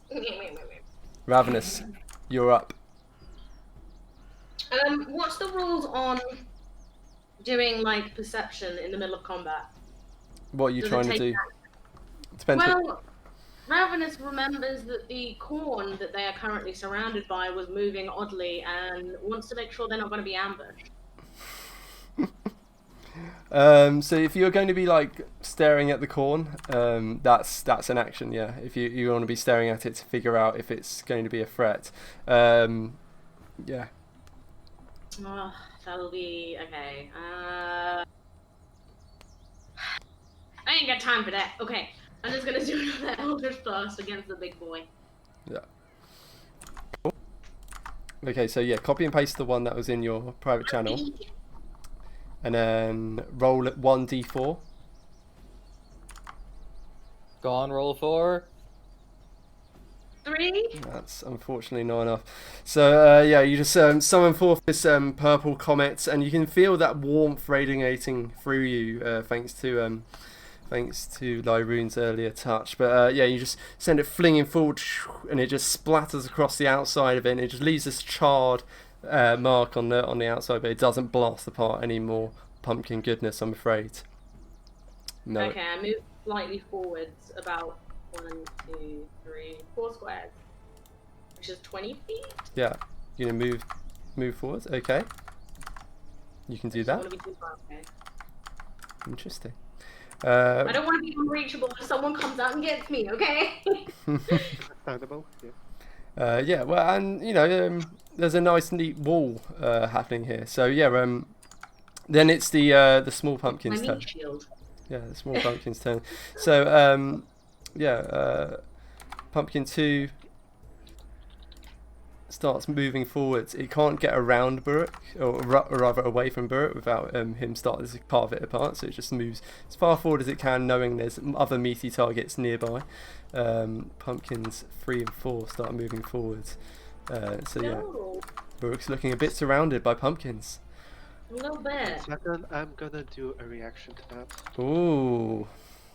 1 second. So I'm going for This brace. is crazy. You know so much, and I feel so stupid in comparison. No, it's just that's his class. Yeah, that's basically just the stuff I get to do with this character. Yeah. Yeah, but So if I was your character, whenever I'm in there with character it. yeah, whenever character moves into my range, I can use my reaction to do basically an attack of opportunity on them and add the 1d8 to damage. Nice. That's pretty good. It's very That's pretty nice. good. It's a good maneuver. I think it's one of Natasha's maneuvers, in fact. Yep. Yeah, which is a significant improvement for the Battle Master. But yeah, basically this is what he gets instead of spells. This is Okay. his class's thing. And So that's gonna be 21 to hit, that definitely hits. Wow. or 17 slashing damage. So who was that upon? That was for 4 or Number 3? four. Number 4. Number 4, Yeah. the same one I pushed back. Yeah, exactly. So as Pumpkin 4 starts moving forward after being pushed back by his initial strike, Buruk just swings over that battle axe two-handed, just overhead, and just slices it neatly in two, and the bisected halves just flop, lifeless to either side of the axe blade. So we get to see what's inside. Yeah, so inside, there's pumpkin seeds and such, but as well there's this bloody congealed mass. You can see tufts of fur in there as well. It looks like some, maybe. Give me a nature check, Who? Burke, because he's the one who you can't really see it from where you are. A mighty 2. Something that thing small. was definitely an animal. There's a small furry thing. It is consumed. That's about as much as you can Oh, determine. okay, I thought maybe it was like it grew from the furry thing. I don't know. No, well, maybe. If you Try had smash the Burke part described pumpkin. as a squirrel. Sorry, Most what were you likely saying? they're- Brad? After I smashed apart Pumpkin 1, could I have the opportunity to do the same nature check? Yeah, actually, yeah, that's a good point. Yeah, do your nature check as well. I should have done that earlier. And in Pumpkin 3 there was a squirrel. Or was it? No, sorry. Ooh. which- An impressive 3. It's really- I am 50% better than Burrow. and yet you determine 0% more information. Yeah. Something small and furry. I think we both would give excellent wrong answers to what was inside. Yeah. In fact, actually, sorry. Yeah, your one, it wasn't furry. Something bloody and gory. A people! No! But you can't really tell much. A small But you don't really find any fur. So Lyrin didn't find any fur inside her It was a smashed naked pumpkin. mole rat. But Buruk definitely did. Right, so that was your reaction to them moving closer. So you just instantly eviscerate Pumpkin 4 as it sort of scratches towards you. But Pumpkin 2 and 3 still get to take their turns. But yeah, you've neatly managed to avoid getting flanked. Good job. Excellent. I mean, technically it's still kind of flanked because there's someone either side of him. No, they've got to be able to draw a line through right, you. Opposite, right, parallel. Yeah, but Oh, flanking number rules in this 3 series and only 5 possible. give flanking then. Sorry. 3 would get a flanking from the big pumpkin then. Oh, That's yes, what I was you're thinking. absolutely right. Yes, you're right. So, good job I hadn't rolled yet. Get with it, DM. Yeah. You're being Right. schooled by What- the players. What's your AC? 16, I think. Let me double check. 16-ish. Okay. 16-ish. Yeah, I mean, that's good enough for me to work out what I need to. So, yeah, Pumpkin 2, yeah, so it just drags itself towards Ravenous and Lyroon, sensing there's more meat that direction, but, yeah, it just turns around, and, yeah, Buruk, you can't quite get away from Buruk without getting attacked, so it just snaps down towards his ankle, and it's sort of those blackened teeth just gnaw away at the chainmail armour, but to no avail. It's just scratching across it, but, yeah, unfortunately, it's with no real purchase.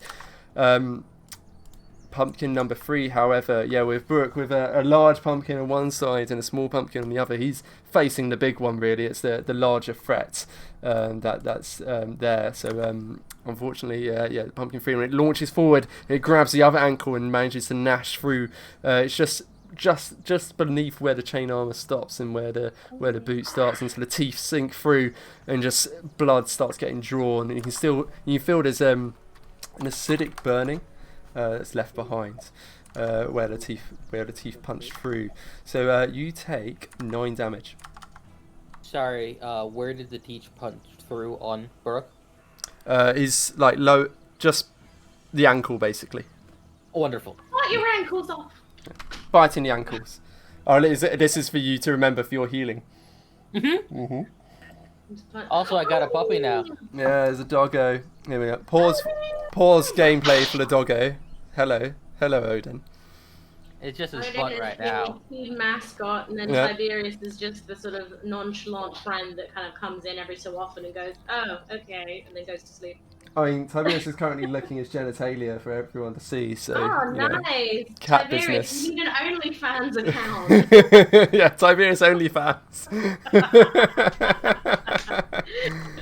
Oh, good. Odin! Right, so that's 9 damage to Brook. So that puts him down to. Oh, he's still got 31 health left. He's got plenty of health to play with. This is the mighty hobgoblin. He's used to take hobgoblin. He's used to taking a few wounds. There you go. Right. Oh man, he's so cute. Sorry, I'm really distracted by Odin right now. He's Yes. sleeping right now. You've also just woken up. Oh. Tiberius does this. He wakes up and he's like, "Meow, please pay attention to me." Insists on cuddles when he wakes up, which is great in the middle of conference calls at work. Right, Lyroon, you're up. Cool beans. I use dog attack. Borf, borf, borf. Barf, barf, barf. Lyroon is going to sneak around the pumpkin number 5 and get back with Baruch.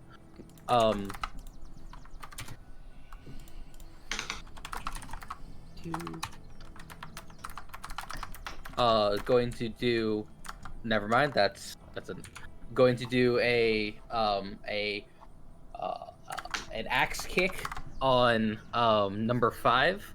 Then kind of like spin around and just completely whiff with the next kick. And as like turn sideways, going to punch Baruch's shin-knee ankle. And it's a weird feeling because as opposed to, pain or whatever, it's the reverse of that. It feels much, much better. There you go. And Let's see how you do.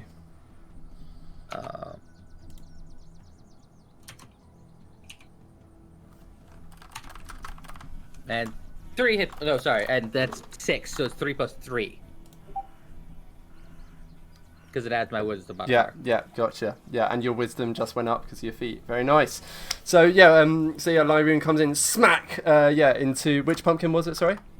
Pumpkin number 5. Pumpkin number 5, the big one. Yes. Yeah. So smack into the side of it, and the fist just punches straight through its outer orange casing, grabs a bunch of innards and just yanks them out. And it's just a mixture of it's a mixture of like pumpkin seeds and orangey sort of pumpkin flesh, but as well there's a few taints of red, and actually your hand clenched around something and you yank it out and it's a bone. No, they're eating that. Not just any bone. Give me a medicine check, Vlad.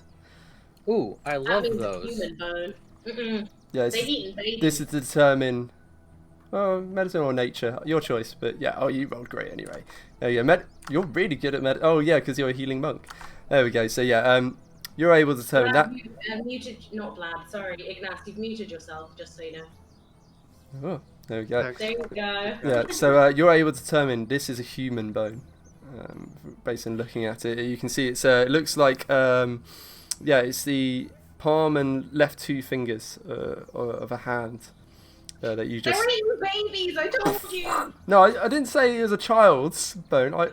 You'll notice. And that's why Gertrude had problems because she nearly got eaten by the pumpkin. She got away. Yeah, she did, but that didn't mean that baby didn't get away. Yeah, and we didn't ask about Gertrude's brother.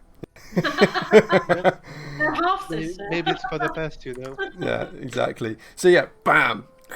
And you just yank out this innards, and you find in your hand is a hand, or pieces of a hand anyway. And then maybe that put you off. It's a bit quite horrifying. You just wheel around to punch or kick in, and it's you just rebound from the orange outer casing of the pumpkin. I'm getting a slight echo. Are you? Yeah.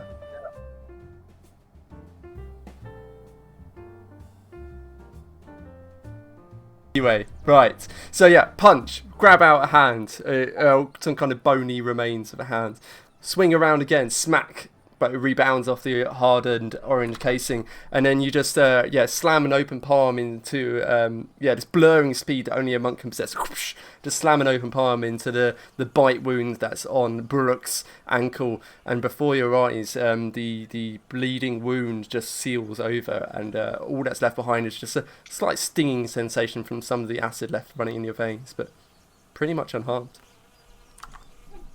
Very nice. So yeah, again, probably you wouldn't have really come across that much in the past. So yeah, all very confusing to the hobgoblin. Brooke, your turn. Right. In that case, I think first things first, we have to dispatch the small ones. So that's exactly what I'm going to work on. So I'm gonna swing my axe at number 2, which seems to be injured already.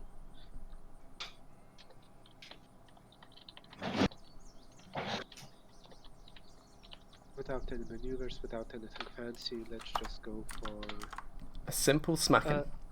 19 to hit for 6 damage. Definitely hits. Which one was that on, sorry? Number 2. Number 2. Uh, I'm literally 5. That finishes it off. Yeah. So yeah, again, just another swing. Oh no, you go ahead. No. It's Yeah? Now a swing of the battle axe, and you just cleave through. It just holds up one of its viney limbs, so like almost like, oh no, and then it just cleaves straight through the viney limb, severs it free, and then it just goes straight through its face, what passes for this ugly mouth, blackens teeth, and just sinks into the ground, and it just plops sideways. And inside again, you see there's a bloody mass of remains. Lyrene and Burritt, you can do a nature check. You're both nearby to it if you want, to try and determine the nature of what was inside this lovely presence. I mean, I'd like to, but realistically, Burg is kind of preoccupied with 3 pumpkins all around him at the moment. Yeah, that's fair. 2 pumpkins, one just died. But yeah, fair enough. He's still down flanked. To 2, but it was 4. Yeah. But yeah, so Lyrene, you're able to get a reasonably good look at what was in there. It looks like this one again is good amount of chunks of fur, good amount of chunks of blood and bones. So it looks like it's probably a small furry creature, probably a rabbit, based on looking at it.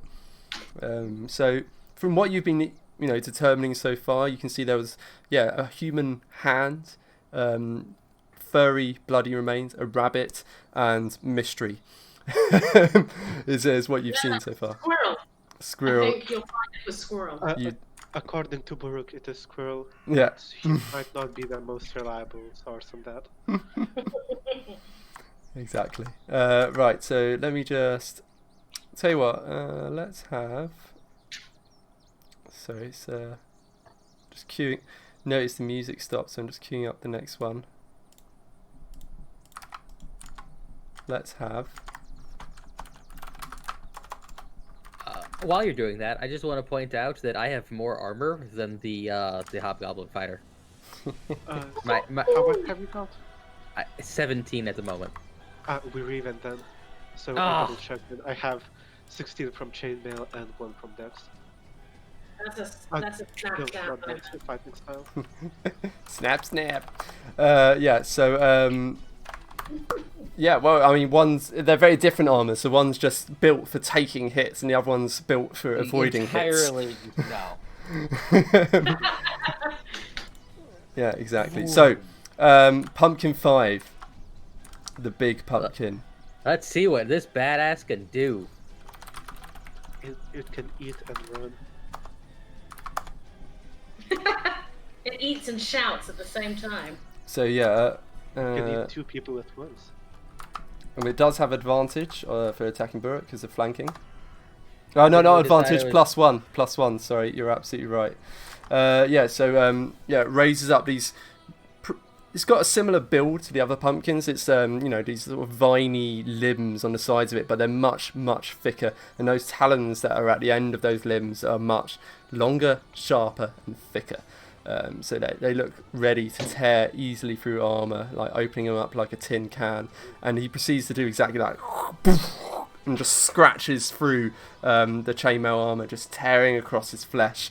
And he's got red skin, but you can clearly see the ample quantities of blood that just start pouring out of his fronts from the first blow. And then he swings round with the second, and just at the very last moment, Buruk's able to get the battle axe around and just like he's just leaning back from the blow and just sliding across the ground, desperately trying to hold himself in place. But it's tough going. Let's see how much damage that one blow did do. After that description, if it does too, I'll be somewhat disappointed. yeah, I should really roll damage before I do the description, shouldn't I? Yeah, a little bit. That would be 17 damage. Yep. Oh, I'm sorry, the cat's calling me. Cat's woken up and is demanding hugs. See, this is what happens on my conference calls all the time.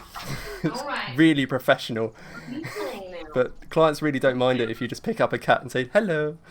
Right. Aww. There we go. So so lucky to avoid one hit. You're sliding back on the ground, but yeah, your flesh is hanging in ribbons. It's I think that's like half your hit points basically, taken off in that one blow.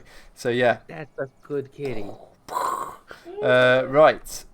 And afterwards, you feel again as that acidic burning in where the wound was scratched across your chest, but There's not poison.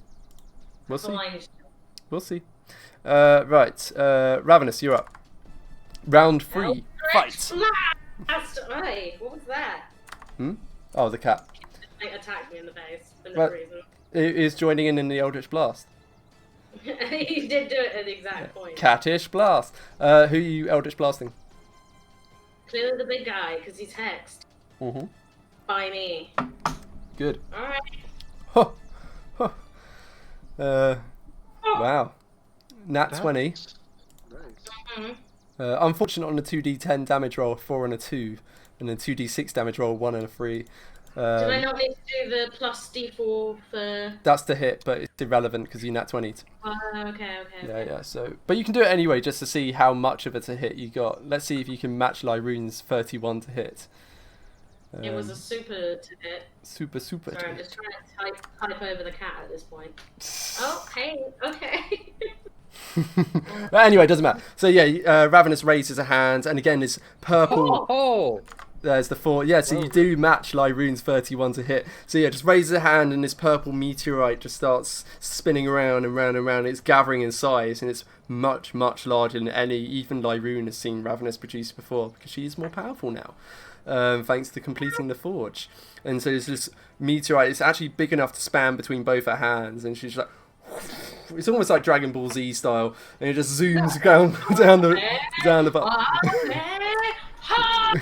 Yeah, exactly like that. And it just sails down. There's only a 10 feet gap between her and this massive hulking pumpkin. It just smashes into its side, and yeah, this massive splattering of pumpkin innards splatters over Lyroon and Buruk, and they're just both soaked in it. So it's just the left-hand side of both of them is just orange now, covered in seeds and gooey goodness. And Pete? And a little bit of red tinting it as well, so Lyroon's probably quite upset. So let's see, let me just top that up. Helpfully, G Sheets doesn't actually add up the numbers even after you select them all. Oh, that's good. Yeah. I don't know what that means. Don't worry. So yeah, it's looking pretty deflated after that. It's like, and yeah, the limbs are just sort of feebly flopping a bit. It's just about still on its what passes for feet, but yeah, it's not looking tendrils. on its tendrils, but it's not looking happy after that. Right, that's your turn, right? Unless you're going to move. Nope. Right. So that I don't gives. want to get any closer to that. Yeah, that gives us Pumpkin Free's turn. Sounds like it. So Pumpkin 3 just raises those little talon, like, comparatively little compared to the large pumpkin, just raises them and just tries to rake at Burke, but he's wise to the tactics now. He just yanks his foot out of the way and he just scratches at empty air. No effect. Not only that. Oh. For a riposte against that. So since I managed to duck out of the way, it's just in time. I took a step back.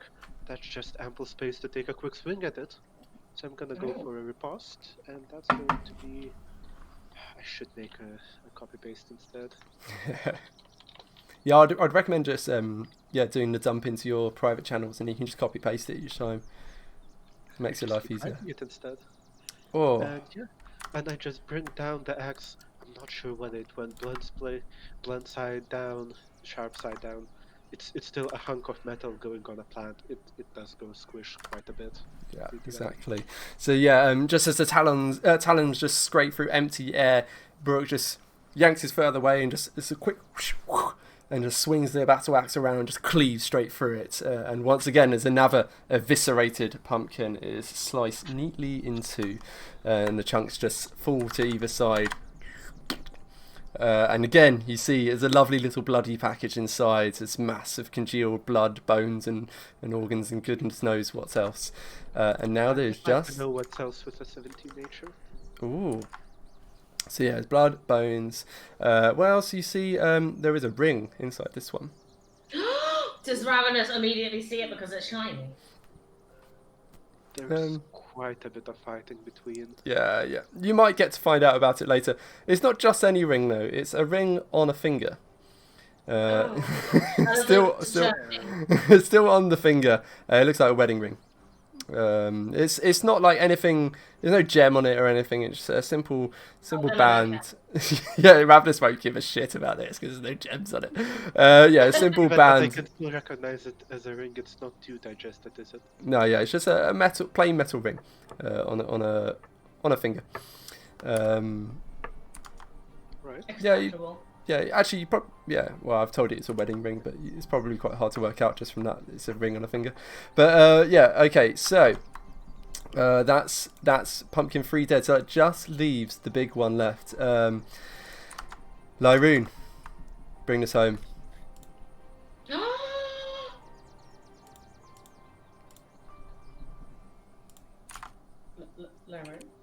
I'm typing stuff. He's typing. Relax. Yeah.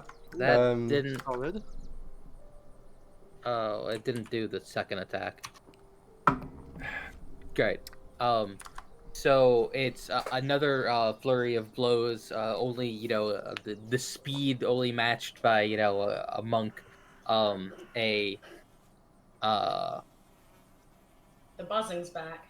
A right hook in, with a just. Then another left hook, another a lean back, and then just do a quick jab at Baruch again. All right. Oh, so you're going for the heal as well. Nice. 1d4. He just took 17 damage, man. Yeah, fair dude. Yeah, I did. Yeah. Are you gonna punch him right in the face? No, actually, since we're back to back, since he just attacked 3, probably right in the. Nads, right? No. Probably right in like the small of the spine. Okay. Yep. Yeah. So kind of like chiropractor. That's exactly what it is. I once described Lyroon as a spiritual healer / chiropractor. Perfect. So yeah, just 1-2 punches rapidly to the massive pumpkin, and again you're just ripping out innards. It's almost like you're just scratching and pulling out as much as you can, and it's just too much. It's just too deflated, and the whole thing just sort of flops to the ground, and it's just gooey innards just pouring out all over the road around you. And then just quick whipping around, just slam a palm into the base of Buruk's spine, and again you just unlock that healing key inside him, and he just. Yeah, what those bloody wounds that are covering his chest, the sort of flesh is, rips, hanging flesh. They just knit over somewhat. He's not back to full health, but yeah, you're definitely keeping him on his feet. And combat is over. You have defeated the initial wave of pumpkins. We're the get the pumpkin. You pardon that. We did it! Yeah! I never get how he puts up with this. Like, he just doesn't seem to care when you do it. Because he loves me like his mother. Uh, And now he's gone. He gave up on me. Yep. That's very cat-like. Yeah, pretty much. Hold on, he needs water. And a treat. Yeah, you heard me. A treat. Okay, so yeah, you've so with that, a measure of silence reigns over. There's still the tweeting of birds nearby, there's still a few buzzing flies, but for the most part, yeah, it's a measure of silence reigns down. Certainly, it's not the clanging of swords and the screaming of people in pain or battle raging or whatever. And yeah, there's just this mass of pumpkins and bloody flesh that was inside them around you, and it seems like you're at the right place then, based on the descriptions of what you heard. At the very least, yeah. Plus orange barn. And there's an orange She's barn. an orange barn. Ooh. So the orange barn is, you can still see the orange barn in the distance, and you can see there's at least 10 more pumpkins skittering over it. But no big bad boys. None that you can see from where you are. Oh, Dan. He's such a good boy. I want to give him big kiss. You're so distracted by animals. I am. Dan- I can't help it. Then once all the COVID is whatever, you can have a trip to St. Louis. Well, come to St. Louis just so I can visit you and Odin. Exactly. Where is St. Louis? Middle of the country. Hang on. I heard a horse. It went. Yeah, there are definitely no horses nearby. Ignore the sound Sirenscape's making. Sirenscape, wonderful sound effects for your game. Sponsor me. Cool. So yeah, you defeated the pumpkins. One large one, 4 small ones. You found some gooey innards inside them that seems to give testament to the story of the refugee that they were threatening people. You found a cart where they seem to have eaten all the contents of the cart, and these ones seem to be pretty determined to try and eat you.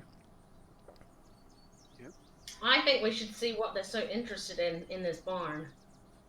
I mean, I have a we're feeling it's definitely animals. not leaving the shop half finished, are we? Mm-hmm. No. Here's a thought, though. Do you think that they could climb the barn, and do you think that you could, Ravenous? Oh, I easily could with my slippers of spider climb that I remember I have this time. Yeah. So you have seen him skittering over the barn. Skittering over the barn? Mm-hmm. So yeah, climbing up the sides of it, climbing along the roof of it. Yeah, you can see. That's how you've been able to see them, even though it's an orange barn and these are orange pumpkins. You can see them climbing up the sides of it from a distance. So the barn is about 200 feet further down the road. Okay. Can I stealthily make my way to? Is there anything around the front of the barn, around the doors? Like what? Well, pumpkins, obviously. Yeah. Well, I mean, so you can see pumpkins are generally around the barn. There's at least 10 of them that you can see from where you are. There's about 4 just like crawling up and down the walls, 2 on the roof, and then the other 4, you can see just sort of scampering around it from where you are. So from where 200 feet is not the easiest to see from here, but you can do a perception check to try and get a more accurate view of what's going on. I will do this. Because I want to see if I can make my way stealthily into the barn without them noticing. I see. Because I want to save all the aminos that they're clearly trying to eat. Alright. Yeah. No. Not great. You're fairly sure there's 1,000 pumpkins. No. So yeah, I mean, nothing. No new information gleaned. You can just see there's probably around 10, possibly more pumpkins. That you can't really work out their dispositions. It's 200 feet. It's quite far away, and it's an orange barn, and these are orange pumpkins. This is true. Okay. All right. Hang on. I want to create a distraction.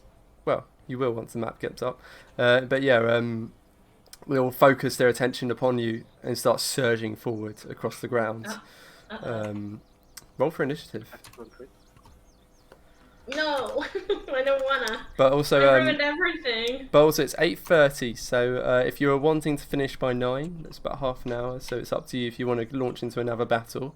Otherwise, we can save this for next session. Yeah, but that means a really boring session for whoever joins. Because we have to finish what we're doing before we can start with them. Yeah, that's true. It's up to you guys. Well, I'm fine with either one. cool. Let's rush. Yeah. All right. Rush! We'll pound through it. We'll pound through killing 10 pumpkins. So let's see how. This is clearly rolling very well this session. Right. So yeah, roll your initiatives. And I just need to do a new map, which will be done momentarily.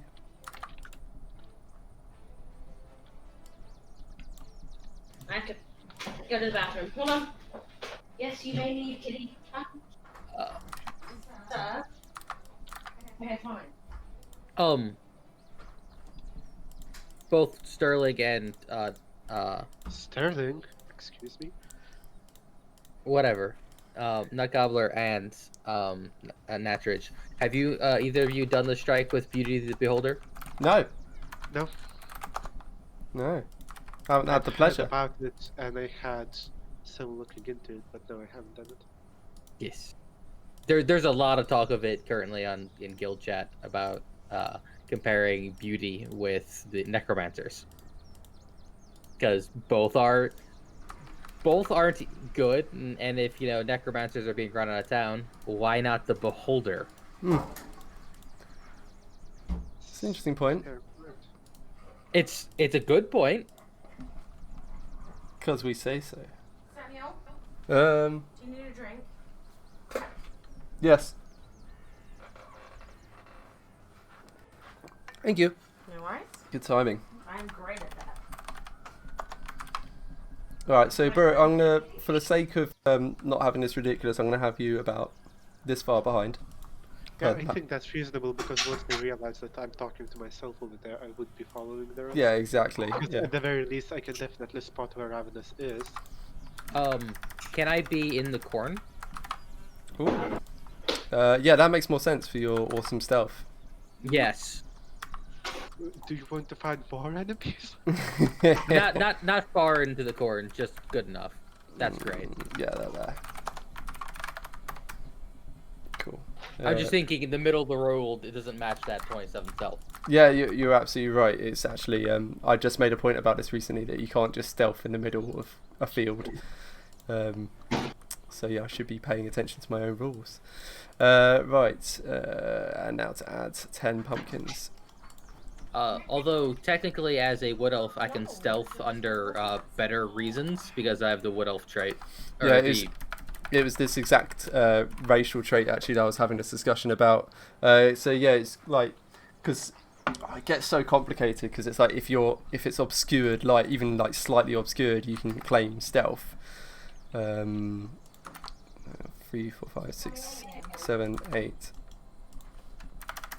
Actually, there should be more back here.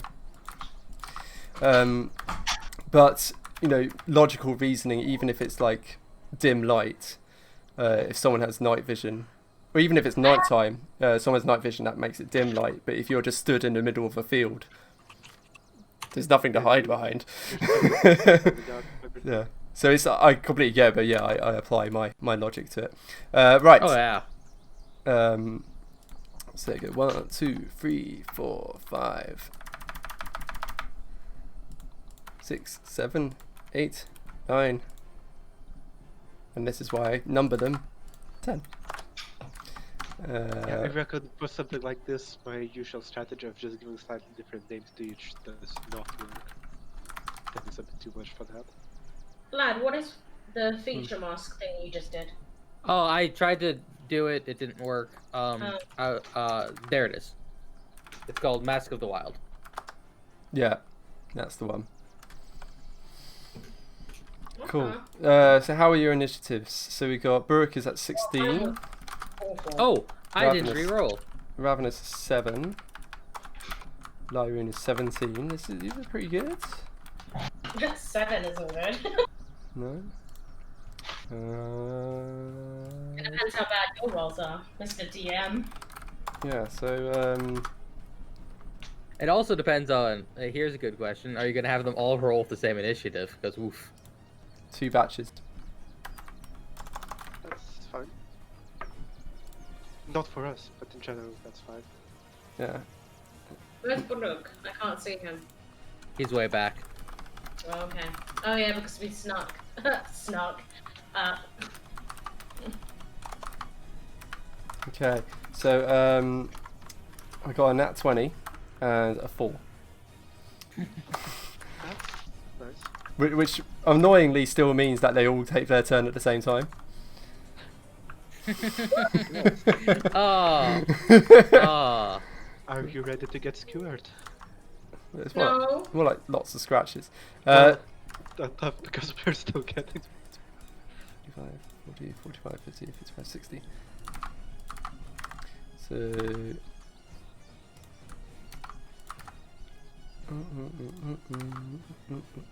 So, yeah, half the pumpkins all start sprinting towards your line as fast as they can manage. They're just like, as soon as the one on, oh yeah, there was one on top of the, there we go, he was on top of the roof. As soon as the one on top of the barn spots you and just goes, and just starts flailing its vine-like limbs. Yeah, they all start sprinting towards you flat out as fast as they can run. What was number 6 is in there as well. 5, 10, 15, 20, 25, 30, 35, 40, 50. Oh yeah, that's number 6. Dirt. And then this one, it has to climb down the barn, so it can only reach about here. So yeah, they all just start sprinting towards you, but that's about all they're able to manage in their first turn. So Lyroon, you're up first. Cool. You so are stealthed as well. Mm-hmm.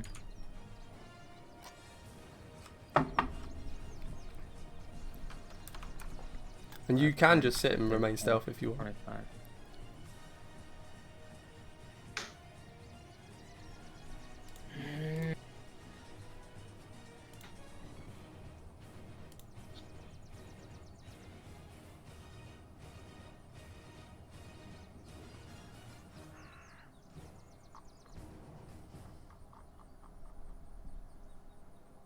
What do you reckon?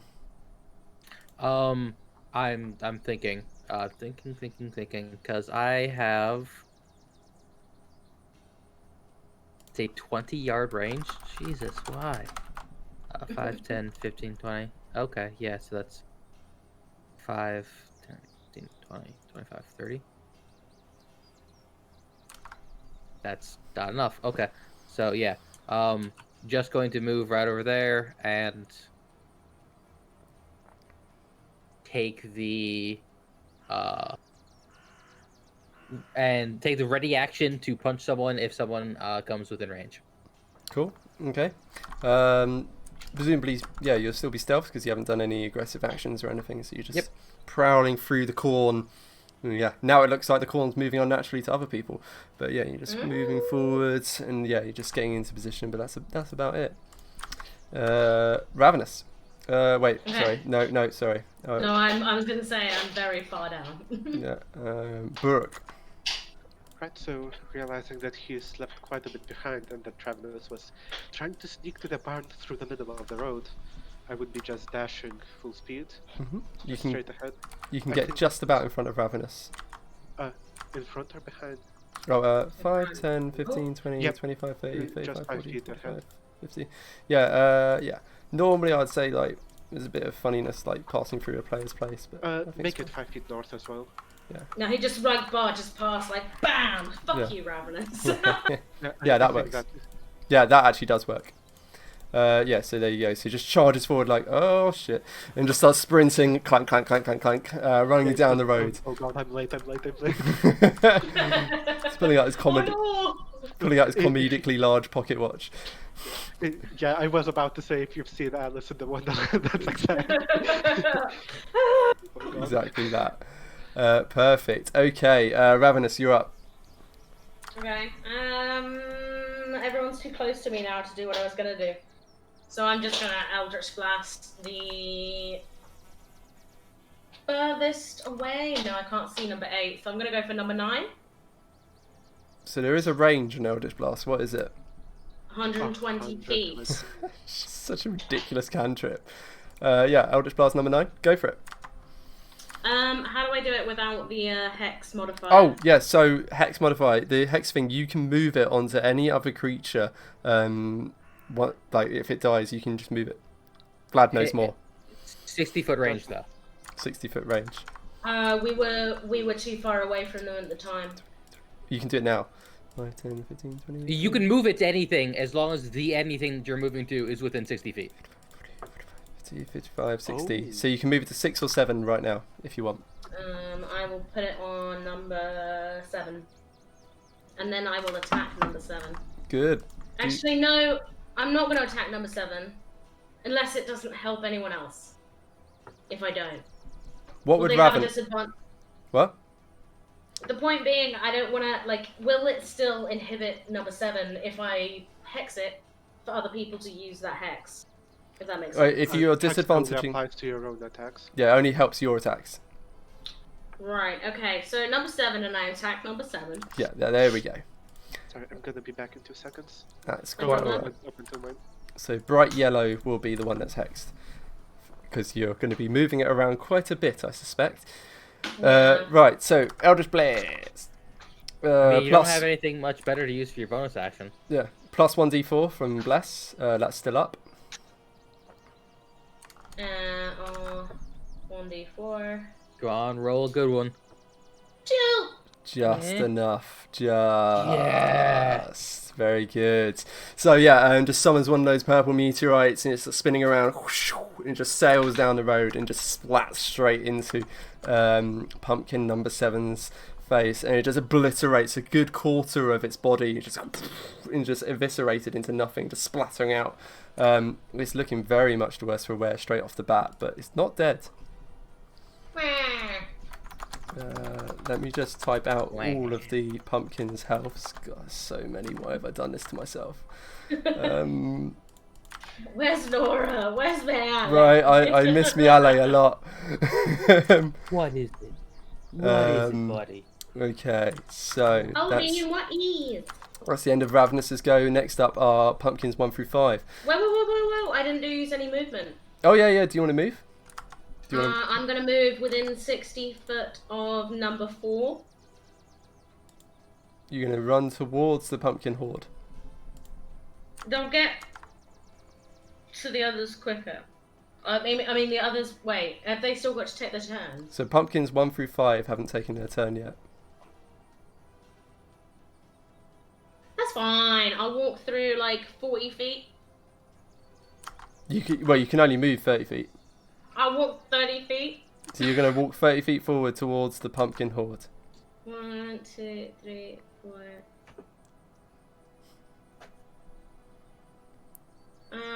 Yes, I am. Okay. That is your decision. They have their turn to take, but these guys will get ahead of me before then, I assume. I hope. Fingers crossed. I'm not sure whether that's the best decision, but it's your decision. It is definitely your decision. Okay, let's say 15 feet forward. Okay. You'll see what happens and why we're all being a bit suspect about your decision making. But it's because you Well, haven't... you all know how the game works. That's exactly it. You haven't played as much D&D, so that's why I'm being a bit more heavy-handed with my hints than I would be for the others. Okay, well, I'm just making sure I'm not out of reach of the others, man. Yeah. Okay, so yeah, Ravenous just feeling confident, just starts striding forward. Yeah, let's do this.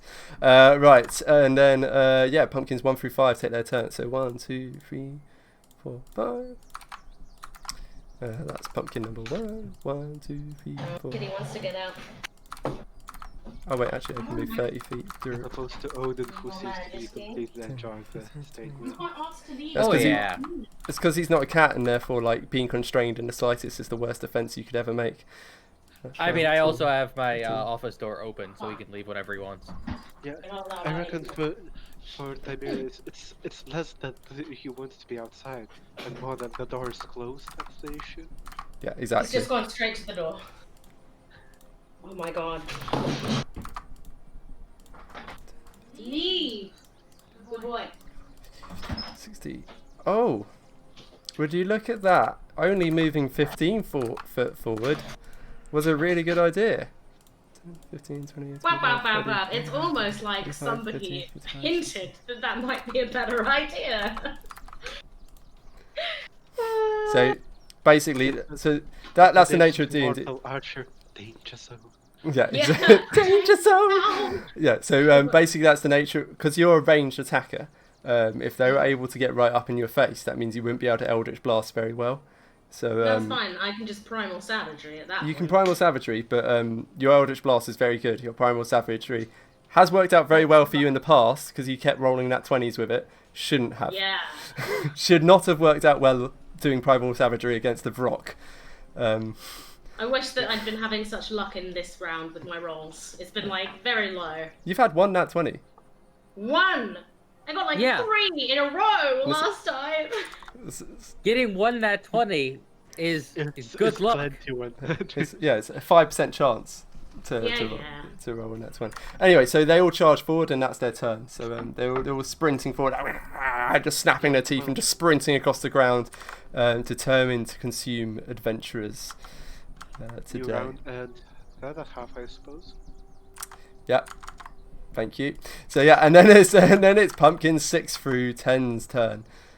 Oh dear. 5, 10, 15, 20, 25, 30. Ooh. No! Yeah. I'm far too skinny. They don't want to eat me. They want to eat the big giant hobgoblin. Well, they want to eat whatever they can reach. God damn it. See, if you hadn't come next to me, I was going to walk away from Lyroon enough to cast darkness on myself. But that ain't happening there.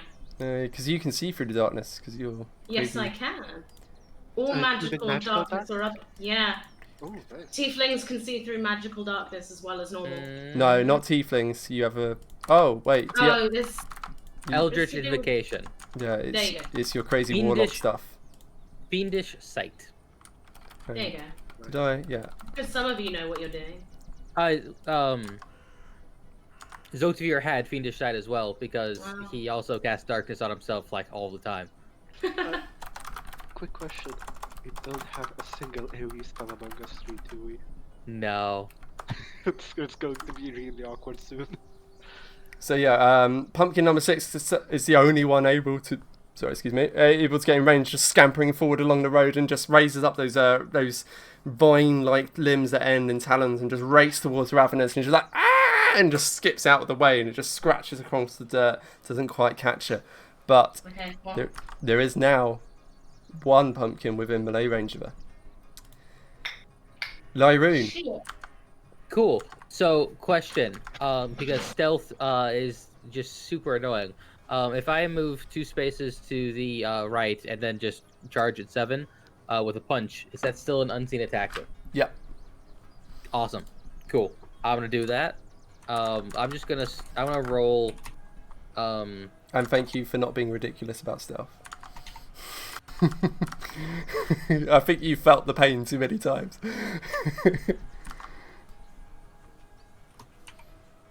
I'm just gonna do 1 attack at a time to see. Yeah, that's wise, because of the state it's in. It's already taken 14 damage. And is 6 enough to kill it? Exactly enough. Yes.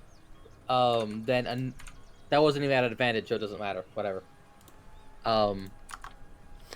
Then Don't another even 5 need feet. advantage. Exactly, another 5 feet forward to do just a bonus attack on 4. So standing in the guts of 7. Yeah. I'll describe it And all. that was a nat miss. Oh. Yeah. Hang on, I thought that they were hexed still. So that applies to you. Only applies to you, but you get plus 1d4 to your attack roll thanks to Bless. Oh no, you already did it. No, I wanted just to check since it's only 1 minute long. Yeah, The no, it's first still fight was 3 rounds. it's still a up. couple rounds of skulking about. Yeah. Yeah, you're still good. So yeah, Lyroon scampers through, sort of moves through the cornfield and then turns and just leaps out and just smacks down on the pumpkin 7 and it just splatters under the blow and then just steps into the gooiness and just moves to kick out at pumpkin number 4, but just slips slightly and doesn't quite lose a thing to land prone, but it's just enough to lit what should have been a dramatic haymaker. It's more just like a feeble kick. And it just patters against the side of pumpkin 4. What you gonna do? Is there any more? No, that's it. That's it. That puts you here. Oh wait, not crossed out. There we go. I'm dead. Insta died from your roll was so bad. Do you want to hang on? Let me just check your movement. 5, 10, 15, 20, 25. So you've got a bit of movement left if you want to move at all. In the way of Yeah, Ravenous. yeah, no, yeah. Let's go in that little corner between 6 and 4. Yeah, so you're going to meat shield it up. Thanks. Ravenous feels a sense of camaraderie and in her mind, she telepathies towards, because I have that. Well remembered. I telepathy to Lyra and say, "Thank you, friend. You saved me." She's just like, what the fuck? Just freaked out. Yeah, because it's literally never happened in all the time that that he's known her.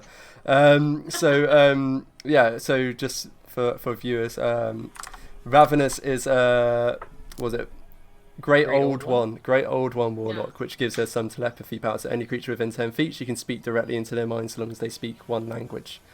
Do they have to share a language, or is it just one language? I think they have to share. As long as it's one shared language. Yeah, one shared language. And we both speak common, Yeah, I guess. yeah, exactly. So. Yes, you're all good. Right. So, and you'd have just heard the flying buzz, which means it's on to the next turn. So, Burrock. Right, so I'm gonna move 10 yards forward.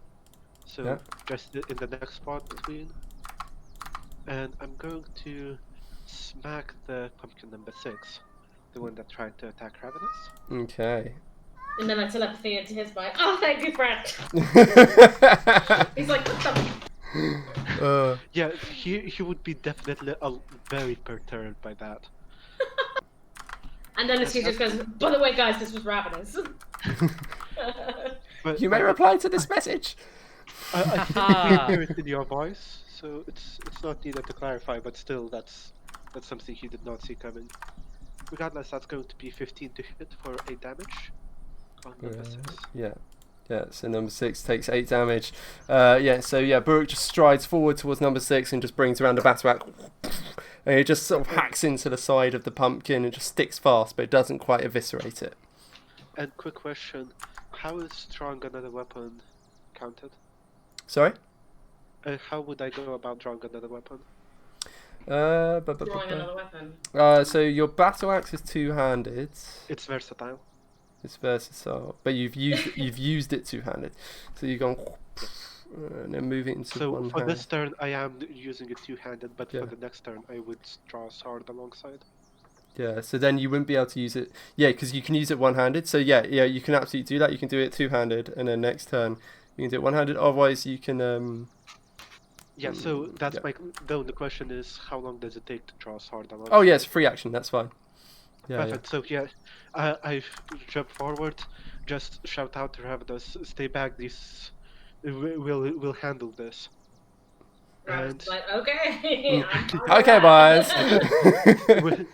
with us back, the pumpkin goes somewhat backwards. Definitely not all the way through, unfortunately, but enough to make it stumble on its twig legs at least a little. And as it lands, Brooke just with his left draws a sword from the scabbard on his belt. Yeah. And now he's wielding both weapons. Cool. So yeah, Burrock has activated badass mode. So yeah, he just and just battle axe just slices a good chunk of the way through this pumpkin, but not all the way through, and he just wrenches it free, and then just drops one hand and just draws the other sword from his scabbard, one of the many swords and weapons coating him, and he's now holding a battle axe in one hand and a sword in the other, ready to do some badassery. Right. He's next to me, not you. Oh no, he's next to you. No, that's my seat. There we go. Not anymore. Kitty interruption. Ravenous, you're up. Ravenous? Oh, sorry, I was distracted by Mr. Tiberius. Yes. Oh, does Needed- Tiberius have... What color eyes does Tiberius have? Greeny, sort of yellow with like a going green. Okay. into the pupil. Okay, alright. For a second, they looked really nice blue. And Yeah. I'm like, I haven't seen a cat with blue eyes. It's very rare. It is rare. Like the Angora cats, the white ones with the two-tone eyes, they have a green and a blue. That's kind of cool. Yeah, that's your Okay. thing. So, you're in melee range. So that means if you do an Eldritch Blast, it's at disadvantage because there's melee people around. You do have your melee cantrip as well, or you can step backwards and Eldritch Blast, but they'll get an attack of opportunity against you. Don't worry. I was thinking I might just primal savagery number 6 to try and finish them off. It's up to you. I mean, that's what I'm doing. Go for How it. do I do that? Is it just cast primal? I think we have trouble with this every time. Let me get up your character sheet, and then I'll be able to tell you. Huh? It doesn't like it. Yeah, it doesn't come up as in the list. For some reason, Avray just doesn't handle primal savagery very well. But that's fine. I've got it on your character sheet. So 1d20 plus 7. Or you can. No, that's your other. That's not this character, is it? No. Oh, wait. Before you do that, check your spell list. Just as you are a new player, I will not do this for very long, by the way. You will need to learn your spells. Are you thinking of Misty Step? Possibly. I'm not going to give away more than that. Just check your spell list. Well, I don't want to do that. No, I don't want to use a spell slot. I want to keep it. Alright. It's up to you. I just want to... Basically, I want to get far enough away that I can cast darkness on myself. No, yeah, I'm going to use primal savagery. Okay. That is your decision. So And that's another crit. Oh my... How? You've used this shitty cantrip 3 times, and every single time you've used it, you've got a nat 20. It's... The penultimate one. Oh no, 4 times, yeah, and 3 out of 4 times you got a nat 20. Alright, so your damage roll will be 2d10. Moo! Oh, Eh, it's exactly average. yeah. Do you What do you about- want to, by any chance, move your hex to him beforehand? Am I able to do that without them dying? Oh yeah, because 7 died. Yes. Oh, see, I didn't realise Yeah. 7 died because it still shows on the map. Yeah, but it's Mr. crossed DM. out. It's crossed out, and it's in bright yellow. Well, no, bright yellow means it's hexed, but it's crossed out means it's dead. But yes, Okay, well, fine then. Yeah, I would we'll have allow done that. We'll allow that. Does hex work with just any of your attacks, doesn't it? Yes. Yeah. So your hex gives you an extra 1d6 damage. So roll a d6. Roll 2d6. Oh, yeah, because of the nat 20. Ah! Very You nice. guys, see, this is the this is why I can't play without you guys. Well, you also can't play without us guys because there's no one else to play with. But You insinuated something. right, so that's an extra 5 damage, which brings us to a total of 23, which is enough to eviscerate number 6. So, right, so Ravenous, Ravenous, raises her hands and just falls back on his customary maneuver that's worked so well for her in the past, even though it shouldn't have. These talons just grow out of her hands that are dripping with this acidic energy, and it just lashes out at this pumpkin that's approached her. Whoosh, whoosh, and it just rakes open, and the acidic energy just burns away its flesh, and it just before your eyes, it just vaporizes, almost like a Thanos snapping. Just whoosh, whoosh, and it just vaporizes away, and leaves you open to retreat or do as you wished. I am gonna retreat a little bit. That is a sensible decision. 5, 10, How much 15, movement 20, do I have? 25, 30, so you can get that far back. Well, I'll do Or you that. can go okay. there or there. If I go inside the corn, will that obstruct my vision? To what end? Or Actually, I'm less visible. I mean, it's a type of, yeah, it's like lightly obscuring, but like they know where you are. They'll have watched you run into the corn, so they'll know where Fine, you are. just chuck me 10, back 15, 30 20, feet. 25, 30. So you can go Make sure. J, 9, 10, or 11. I'll go for 11. There you go. Not to mention, Alright, make let's sure see how that much if you damage run I'm gonna backwards, take. They most likely have a pretty clear view where you ran into corn. Exactly, Yeah. exactly. So, yeah, I mean, now is, here comes the pain. Yeah. Oh, no. Because the Malay heroes had to, well, not had to, but ran forward to defend you. So 1, 2, 3. I'm sorry, guys.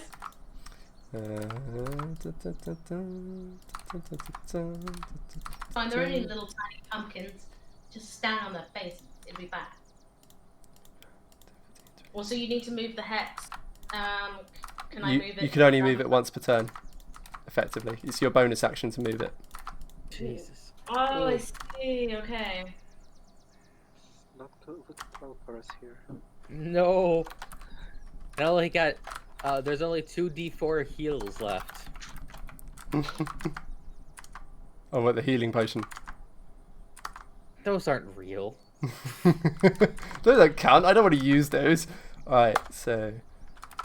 Look, I ended Skyrim with 200 potions in my inventory, alright? Yeah, no, we all did. Wow. We all did. With Skyrim, at some point I sold off all my potions when I realized what's about to happen. It took a couple trips over several days because, as you know, shopkeepers don't have that much gold, but Yeah. I just realized that I will never use them anyways. Yeah. What were your ACs again? 17 for both. So that's none hit, correct? I mean, it's not going well, I'll be honest. Samuel. Well, for who? No, Be for, nice. for them, it's not Oh, going well. okay. So yeah, the pumpkins scamper forward across the grounds, and those oh wait, the music stops. Hang on, hang on. I'm gonna go to Lou.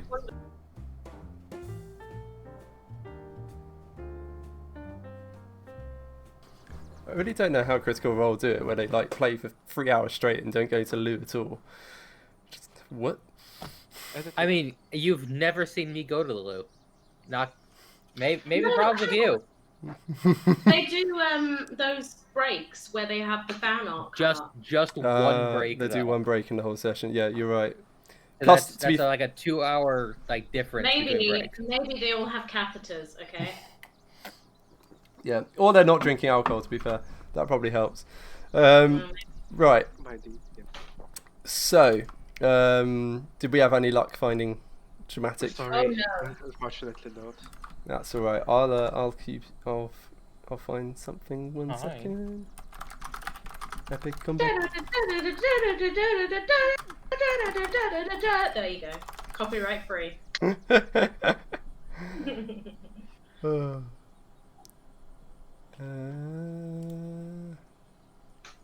Yeah, this will do. There we go. Play.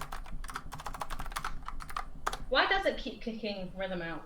Oh, because if Rhythm isn't playing something for like 10 minutes, it just leaves.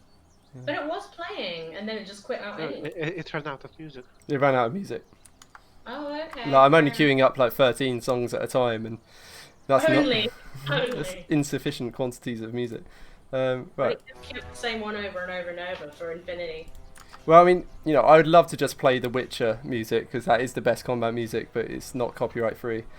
But there you go. Here's some danger music. So, yeah. Pumpkin 1 scampers forward across the ground, circling around Buruk, and just slashes towards him, and he just rakes harmlessly against the chain armor, clink, clink, clink, clink, clink, and just scatters. Yeah, no effect. Pumpkin number 2 charges forward, and while Buruk's like turn around facing the first pumpkin, he just launches towards him, and at the last minute he just smacks it aside with his battle axe, and it just goes and just scatters to the ground. Yeah, no effect. Pumpkin number 3 circles around towards Lyroon and just launches itself at him and just like with the talons and just tries to thrust it towards him, and does manage to slip through his defenses to do. Let me just see what the damage was. Yeah, so the initial scratch across his flesh, it just leaves. It's pretty shallow. It's not too bad. It's 2 piercing damage, but then there's an afterburn effect where the talons scratch and there's 3 acidic damage. There are a total of 5. Could have been a lot worse. And then pumpkins. Oh, that's not right. Sorry. Yeah. Oh, sorry. Go on. Yeah. And then pumpkins 4 and 5 both then scamper forward and both launch towards him. And yeah, while he's like and just sort of lunging backwards from the acidic burning that's in his leg, smacks aside the pumpkin number 4 as it launches towards him out of the air, just smacks him down, and then sort of matrix leans back from number 5, leaving the talon just swiping only inches away from his eyes. Only 1 hit out of 5 attack rolls, guys. Wow. That's great. Now it's time for pumpkins. From here. Yeah, now it's time for pumpkins 6 through 10's turns. No. 5, 10, Hey, 15, 20, hey, 25. Hey, you're being excessive. What's he doing? Was that the Me or is that the dog or the DM? You're It's 100% Odin. You're wonderful, Nut Goblin. To be fair, 8 attacks against 2 people is a little bit excessive, but we got ourselves into this trouble. And I'm sorry, it was my fault. Honestly, if Nanto was here, it would be so much better. That cloud of daggers is good. Could we have 1 fireball, please?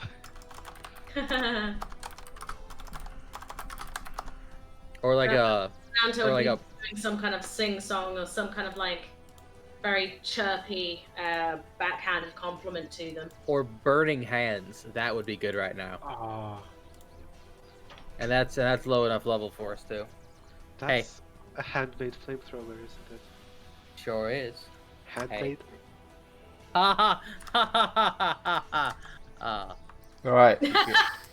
So, pumpkins 9 and 10 scamper forwards. Yeah, 9 circles around behind Lyroon and just immediately lashes out with both of its talon-like limbs, scratching across her back successfully as she's too busy matrix leaning from Pumpkin 5's attack to be able to really get out of the way, and it just scratches right down her back. And then while she's like while he's screaming from the pain and trying to launch himself. What gender Lyroon is? No, he's androgynous. That was the point. It's all wonderful. And you need to say schlee and schlur. Schlur. If I get drunk enough. Sure. Yeah, and just scratches along Schliz's back. Yeah, this acidic pain just erupts forward, and he just launched himself forward away from it, which just takes him straight into Pumpkin 10's talons, just raking down her front. And it's just these horrific gouges down either side for a total of 17 damage between the two. It's nasty. One of them nat 20, by the way. Yeah. And then Pumpkin 8 tries to attack Burrow and just launches forward. The talons raise, scratching once again ineffectually down the front of his armor to no effect. Hey, it's my chair. So I don't know why you just got unlucky, Vlad. Like, you have the same AC. It's the same monster attacking. But, yeah. I've been replaced by a cat. It's a new player. It's a Tabaxi. Right. And that's the end of the pumpkin's turn. It's getting scary. It sure is. Lyroon, you're And- up. Oh god.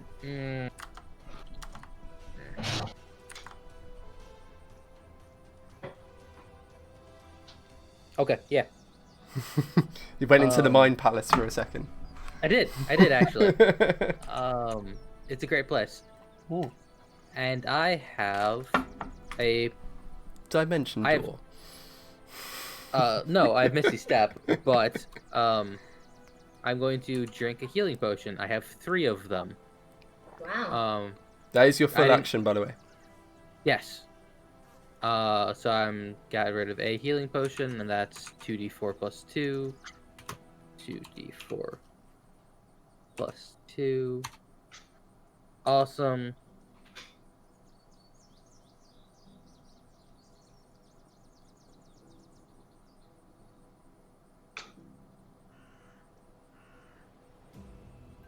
And then, so Lyroon reaches to his belt, pops up this small healing potion, pops the cork, drinks it while getting ready, and bonus action dodge using Step of the Wind.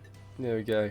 So yeah, so glugs down a healing potion, glug, glug, glug, glug, glug, glug, and then you can just see some of those horrific wounds covering his front and back just start to knit over a measure, and then just settles into this sort of slightly crouched position, and you can just see he's just ready for what's coming, which is surely not going to be fun. Right, and that's your turn, right? Sure is. That's bonus action. There we go. Brooke. Right. So. Oh, the music's right as well. Oh, perfect. Also, I apologize. That's patient defense, not Step of the Wind. Yeah, I know what you mean. Yeah, still fine. So, given that Buruk already has a weapon in both of his hands, and they're getting slowly surrounded by this mass of pumpkins, he really doesn't like the idea of being fully surrounded in here. So he starts working on pumpkin. Wait, is any of them injured? By the way, just quick check. I think you guys have killed outright any of that have been damaged. 6 and 7. Yeah. None are hurt. So in that case, I'm gonna work on pumpkin number 1. Cool. Just because they are trying to fully encircle us, and I'm not a huge fan of that. Yeah. So a battle axe slams into that one for 26 to hit and 11 slashing damage. Definitely hits. Yeah, and to follow it up, once the battle axe is lodged tightly into it, he just adds a sword slash into it. And 1 second, that's going to be this. Wait, I do not have a sword. Short sword, it's called. Short sword, yeah. And so you get 2 weapon fighting, and then you can use 2 big weapons. And then you get Titan's Grip, and you can use 2-handed weapons with both hands. Yeah, so that's gonna be 21 to hit, so once the battle axe is lodged properly, he does slice the head a bit deeper, but unfortunately that's not a lot of damage. It's just a bit difficult to maneuver with both of them. Yeah. So there he is, stuck Okay. with his weapons in a pumpkin. So Burke raises the battle axe and the short sword and just brings both down. The battle axe just hunks down nicely into its form, as damaging as it can be. It's 11 damage from the battle axe, and just chops about over halfway through the pumpkin's form, and again it just leaves it sort of slightly flapping open, like, and then the short sword simultaneously hacks in. It's not quite as far. It's just sort of grazing through the outer casing of its flesh. It only does actually 1 damage. Because you don't get proficiency on the second hit. So that's a total of 12 damage to pumpkin number 1. Yes. There we go. So yeah, but to no avail. It's not dead. Ravenous. You can move your hex. You can do whatever you want. I'm gonna bring my hex over to number 9, which is about to go and encompass Lyro. As you and wish. then I'm going to do a Eldritch Blast against it. Gone more nat 20s. We need them. I don't think it's gonna happen. I'm so sorry. 15 to hit, 15 damage. 15 damage is pretty good though. Wait, that's +4. To hit, not to damage. No, I know, but if I didn't hit. No, you definitely hit. Yeah. Yay! So yeah, at this point you'd have worked out the AC is 14. Okay, cool. I figured it was, but I'm just too clever and I didn't want to, make others feel bad. So I'm joking. Let's go with that. Right. So yeah, once more, Ravenous just summons one of these purple comets. Just this spinning, sparkling form, and just sends it flying down the road, and it just splatters into Pumpkin 9's back, and detonates. AC is 14. Very good. And yeah, it just splatters across the pumpkin. It's just sent flying, and decimated into smoking smithereens. Pumpkin number 9 is down. Woo! Nice. We managed to avert one crisis after causing the crisis. Whoops. So they don't all have exactly 20 health, FYI. God damn it. Nice. No, that's a good I thing. think that's for the better. Yeah, for no, Yeah. that's a wonderful thing. That's why you were I able thought- to kill I it. thought- Oh, I thought you meant. Okay, sorry, I'm just being No, stupid. 20 must have been on the higher end. Okay. Oh, okay. Yeah, exactly. So that's one eviscerated. Right. And it's the pumpkin's turn. Here we go. Here comes the damage onslaught. Right, so pumpkin number 1. This is like One left. when I was planning this encounter, this is not at all how I expected it to work out. Right. You said you waited it for 3 people. I did. I feel like you lied. Oh. 6 room all over again. It's the wrong channel, but yeah, pumpkin number 1 hits Buruk. Yep, that is a hit. And now you get to see the hit modifier as well. Right, pumpkin number 2 definitely missing. Right, I'm going to stop reading out the results because it ruins the dramatic tension. Pumpkin number 3 to disadvantage because of the Yes, dodge please. action. Very much to your advantage.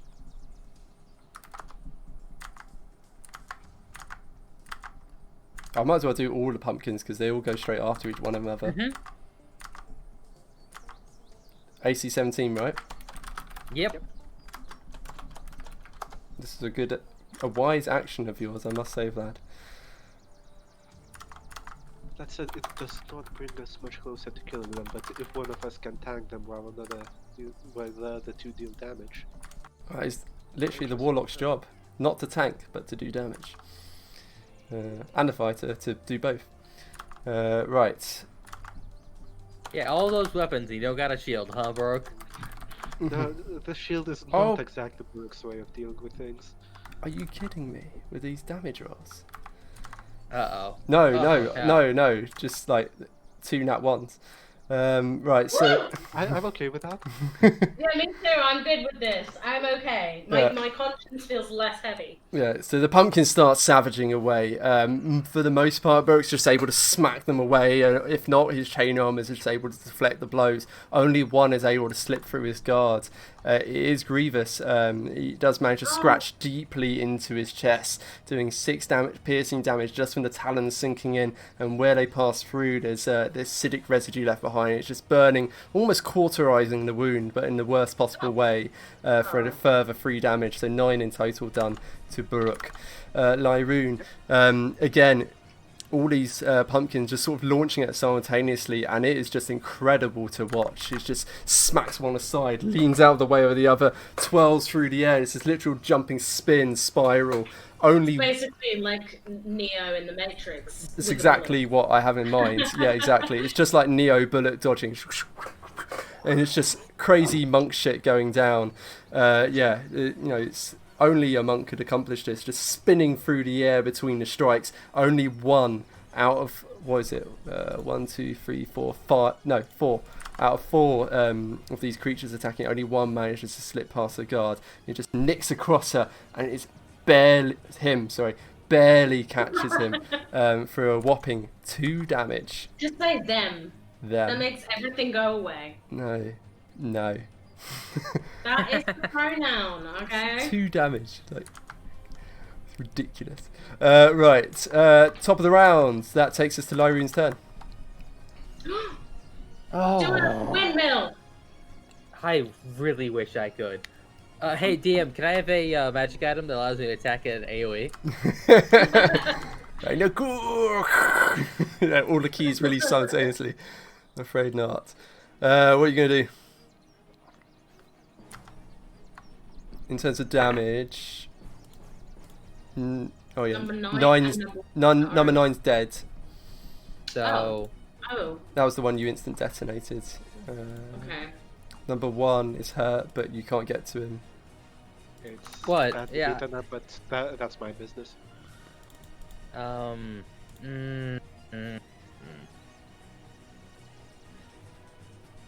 I feel so bad. This is all my fault.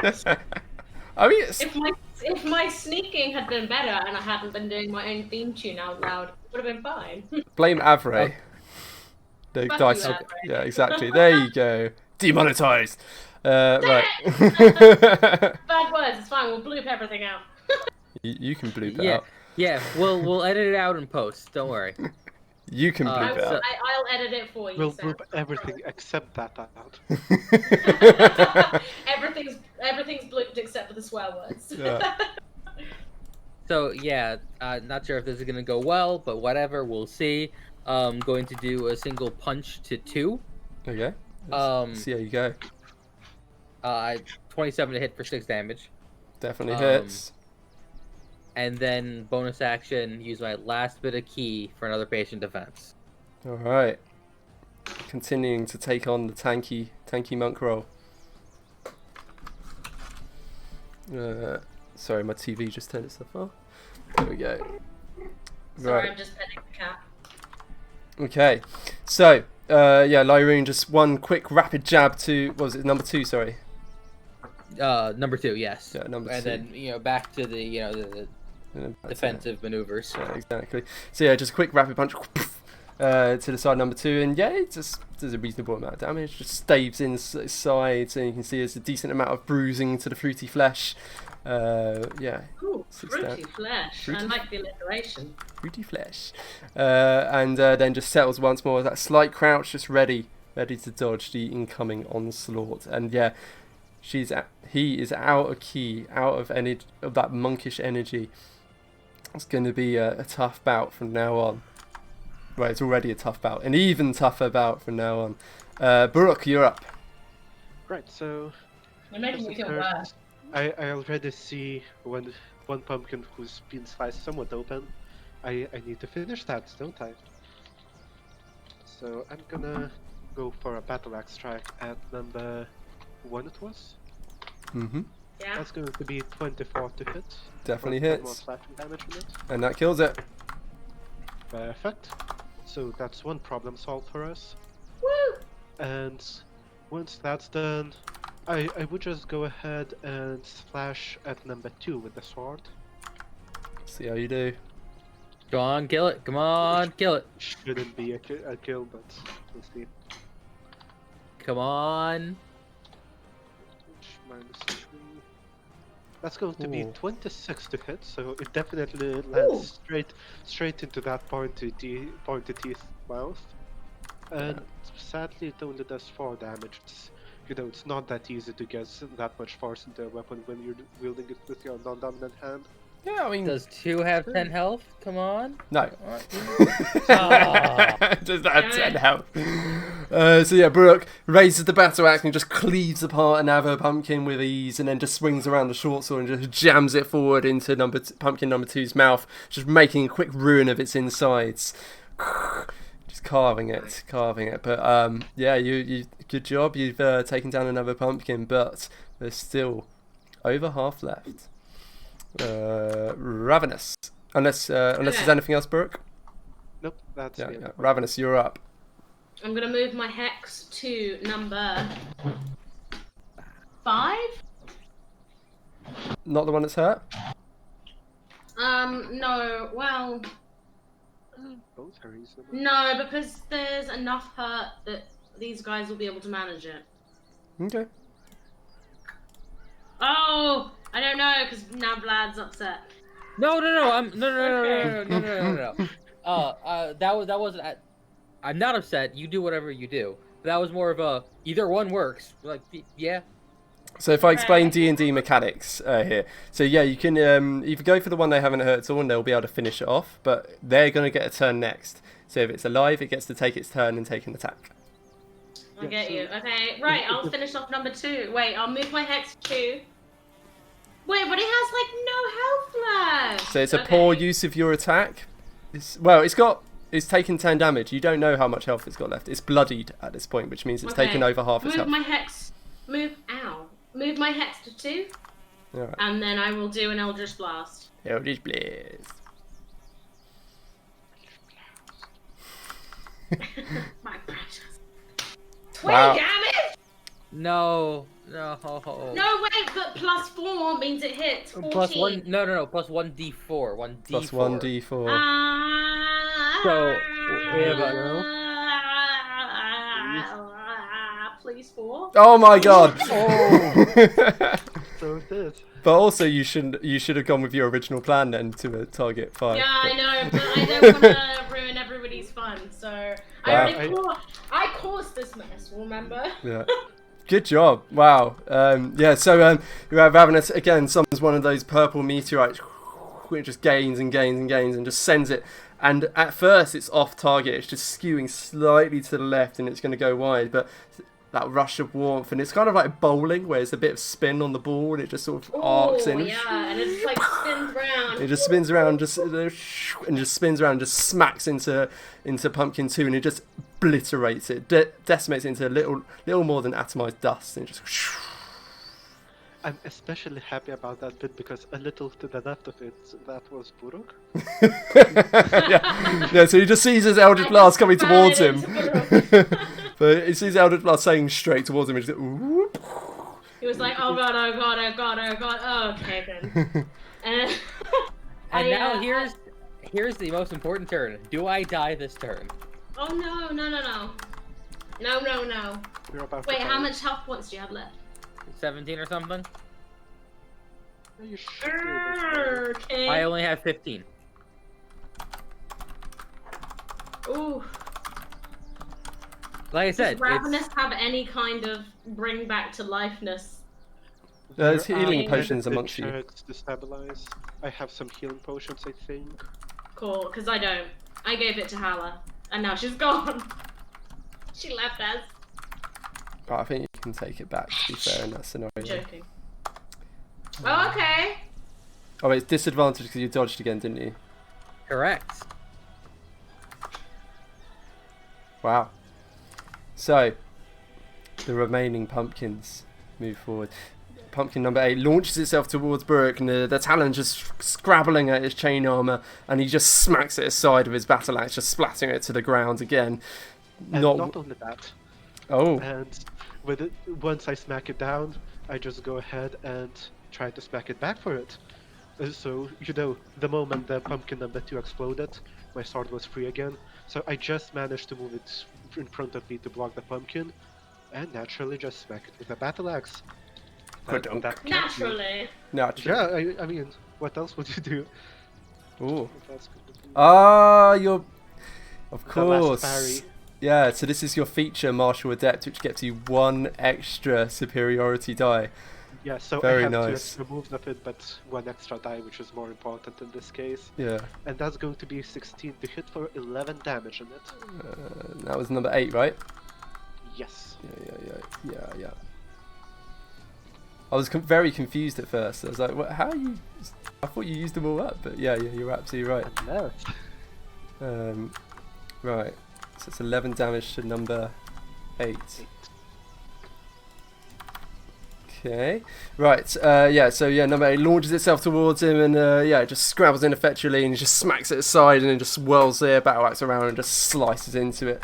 And yeah, it's looking pretty worse for wear. Next up, number 10. So I'm just doing these in clockwise order as they pretty much all go at the same time. Number 10 just scrabbles forwards and launches itself towards Buruk, and yeah, with those talons raised, and just sinks him straight into his chest and just tears into his guts. And it is grim. It's raking through, trying to scrape along bones and organs, and yeah, those acidic powers left behind. It is a nat 20, I'm afraid. Should have known to do some littering now. Yeah. But it does a whopping 5 piercing, 3 acid damage. I think I can survive that. Yeah. It's Yeah, I'm very still standing. disappointing, that 20, to be honest. But yeah, For you, you're down to perhaps. yeah. You get down to 10 health. Okay, number 4. Launches itself towards Lyroon. It's just slashing out with the talons, and once more, Lyroon's just ready for it. He's taking the what's the dodge action called for monks? Patient defense. Patient defense. He's just patiently waiting.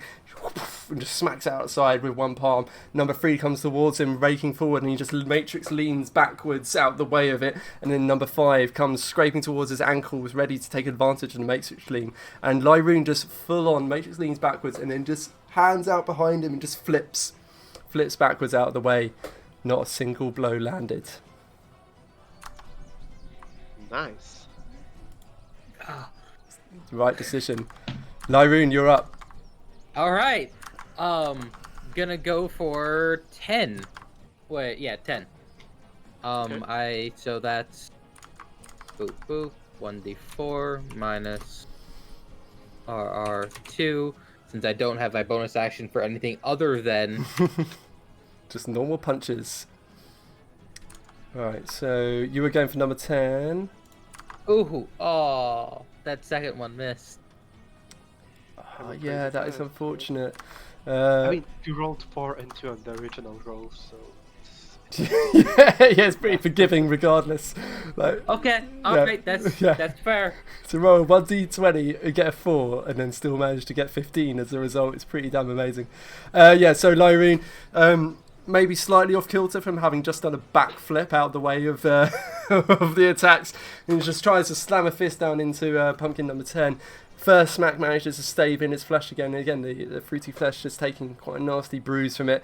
Yeah, and staving quite a decent amount. The second blow just swinging around to elbow strike, but just rebounds away from the pumpkin's outer casing. Buruk. right. So first things first, I've already smacked that pumpkin once, and I'm going to do it again. What, 8 or 10? Yeah, number 8 will be the one. So 10 was the one that Lyroon smacked, but since I managed to block one of his hits, I suppose it's only deserving that it would get punished for that attempt. For that feeble attempt. Feeble. So that's 13 hit, but there is a hobgoblin thing called saving face. Yes. I can't just mess up right like that in front of 2 allies watching. So I'm going to use that, and that should fix it to a 15 if I remember. Man, Oh. you expect this to perfection. This is why you guys know what you're doing, and I'm just like, okay, Eldritch Blast. I don't. Oh, it's I'm just I think copying. it's race feet. Might be, but I'm just going to. There we go. use- Perfect. Yep. So your hobgoblins are careful not to show weakness in front of their allies for fear of losing status. So if you miss with an attack roll or fail an ability check or a saving throw, you can gain a bonus to the roll equal to the number of allies you can see within 30 feet of you, which is 2 in this case. So once you use that trait, you can't do it again until a short or long rest. So that turns... Telepathies to him and says, "Don't worry, we love you anyway." No, that makes... No, the whole point is that he's worried that you won't love him. No, I know. But It looks like a bit, but it's okay. I still love you regardless, even if you're doing this extra stuff. You don't need to. So Buruk, he's very flustered that you even noticed that it wasn't perfect. Yeah. So Buruk's swinging around with the battle axe, and it's like swinging forward, and he's like, oh no, this is going to miss. Oh no, I can't allow this. And just brings it around and just cleaves through the pumpkin. One more dead. There are 4 so remaining. That's number 8 down. And then for my bonus action, I'm not gonna try to use my sword, but instead I'm going to do a second wind. Nice. Just to get at least some of my health back. Let me just quickly check how much I get. It's 1d10 plus 4 HP. So I'm getting back 10 health. So Nice. you can see he's got that second breathing. It's thrill of the battle, really.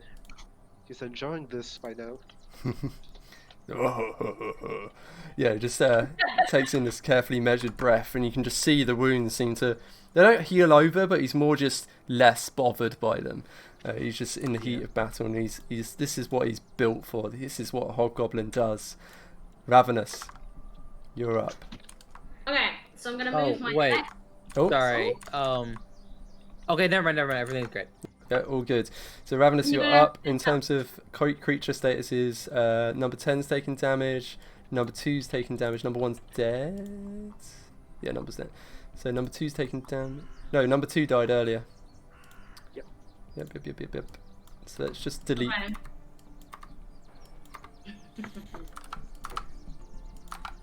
There you go. Okay, so there's 4 targets, effectively. Yeah, and one of them's injured. Okay, I'm gonna hit number. Actually, no, because. Yeah, no, I'm gonna hit number 10. That is the correct I'm gonna decision. move my hex to number 10. And then I'm gonna cast an Eldritch Blast, because that's all they do. Eldritch And it's a Blast. really good spell. Never feel bad about casting Wait Eldritch till I Blast. get 2 in one turn. Yeah, Okay, yeah, next What? level is good. Yeah, there's a big power spike at level 5. Right, so 25 hit, 16 damage. to number 10. So yeah, another one of those purple sparkling comets, and it is damn near It's so perfect. sparkly. It's so sparkly.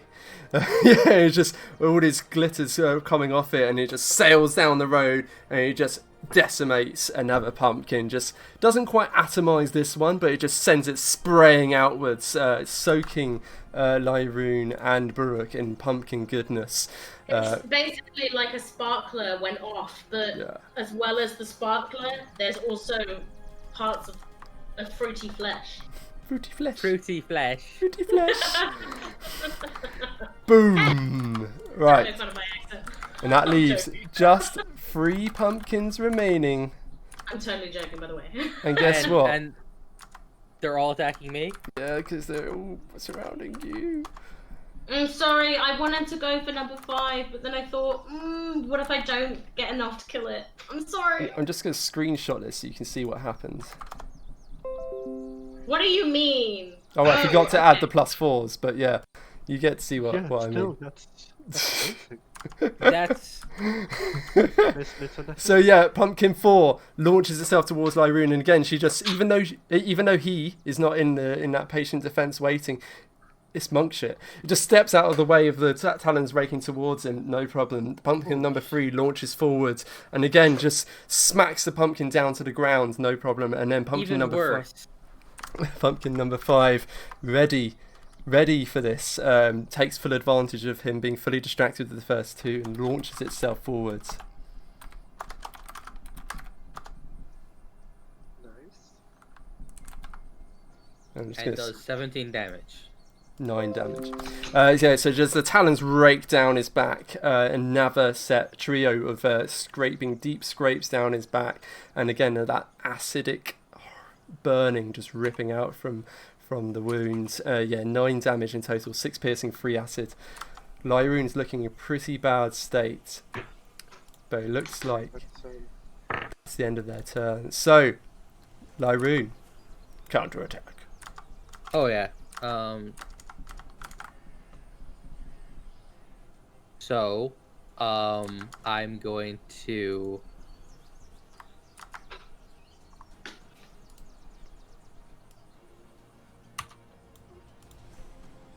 Just hits. Oh my god.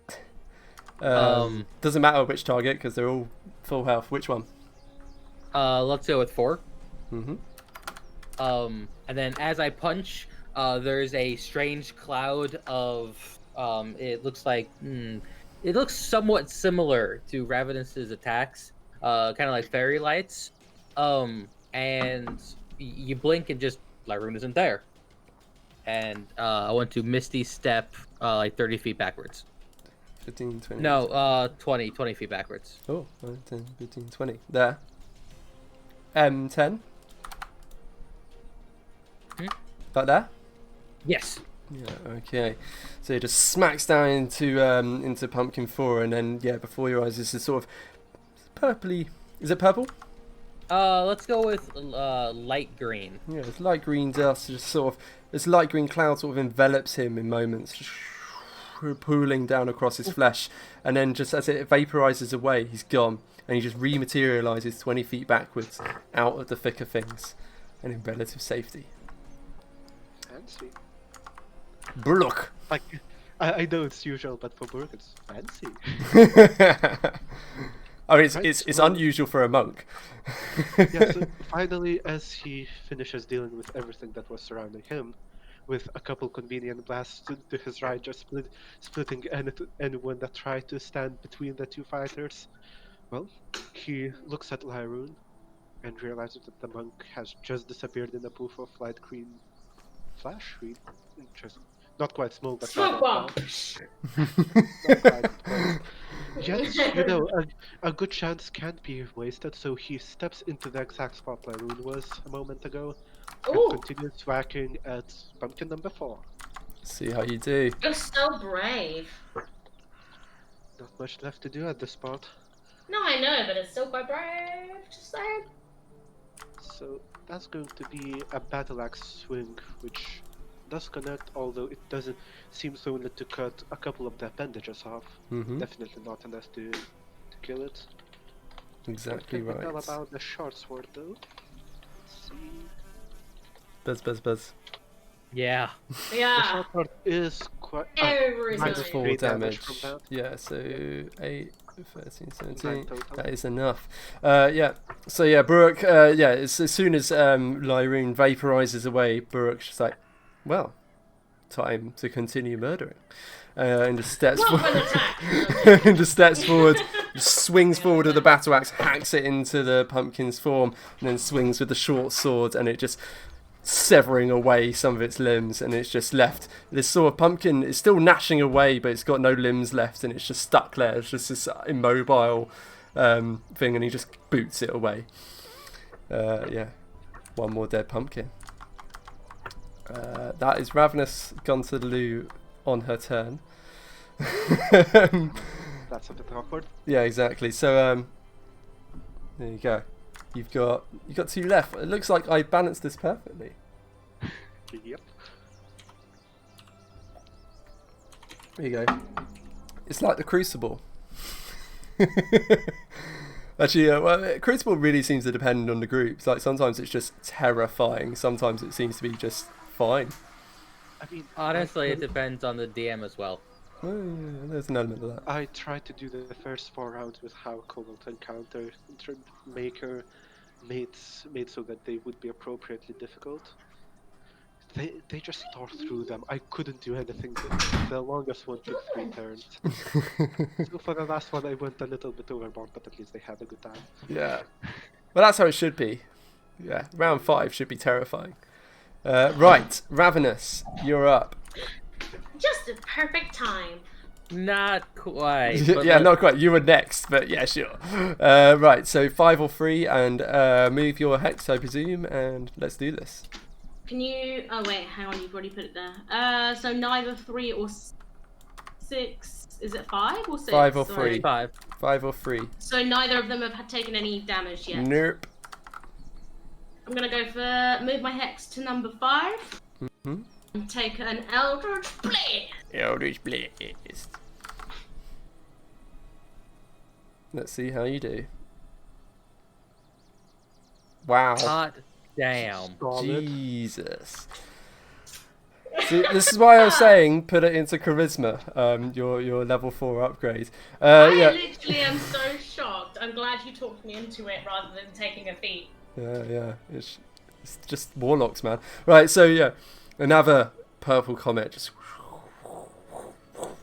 It's just summoning. It's just spinning and spinning in between your hands, and there's purple glitter coming off it, and it just sails down the road towards pumpkin number 5. And just before it lands, yeah, you just move your hex over to it, and it's this smoky essence just covers it, and and the whole smoky essence just lights up purple upon impact, and again it just vaporizes instantaneously as if you Thanos snapped it out of existence.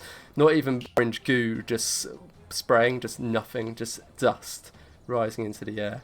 One dead pumpkin. Oh, purple and orange dust. Purple and orange dust just rising. Mist. Purple and orange mist rising up, and that leaves just one pumpkin left, and it's got just one target left, and it rolled a 2. So it just launches itself towards Buruk to try and scratch across his armor, and it's just feeble. I just kick it back Yeah, off. just kick it. Boom. Shoot No fly, problem. Don't bother me. Lyroon. Okay, so I'm going to run forward again, seeing that there's only one target left. Kind of like kind of like sneaking around Buruk, so to the north of it, sorry, to the east of him. Oh, there. Yes. Actually, you might even have to move 5, 10, 15. 25, 30, 35. If you have 35 movement, you can get advantage.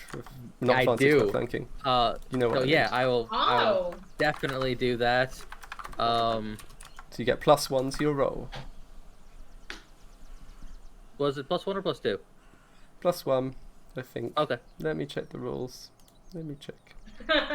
Yours were +1. Thank you. As much as I'd like it to be +2. Yeah, where it'd be +2 to theirs if it was, yeah, +1. Okay. Let's see how you do. Quick edit away from being +2. Whoa. Oh, those are solid. 16 damage. Yeah, so Lyroon just circles behind, and while the pumpkin's preoccupied, being booted back by Brooke, Lyroon just bam bam, just quick 2 hammer fists to its rear, staving in the flesh, and you can ripping out some of its innards with quick rapid strikes. It's not quite dead, but it's looking very much the worse for wear. Brooke, Oh dear. Well, time to bring I this home. suppose with the previous pumpkin, just I stabbed him with a sword. He kind of fell over, and it was I tried to tug it out. It's stuck there really. So I just let go of the sword, pick up the battle axe into both hands, and time to slice this one open. Sorry, the cat Two-handed. wants out. Sam, do you need a drink? I best not, because we're near the end of the session anyway. And Okay. I swing it upwards, bring it down with full might, and it lands a good foot away from the target. It's disappointing, really. Yeah, so it's been slashing away, and the short sword got slightly stuck in the previous one, and brings the battle axe over with 2 hands, and it just lands a foot to the left of the pumpkin.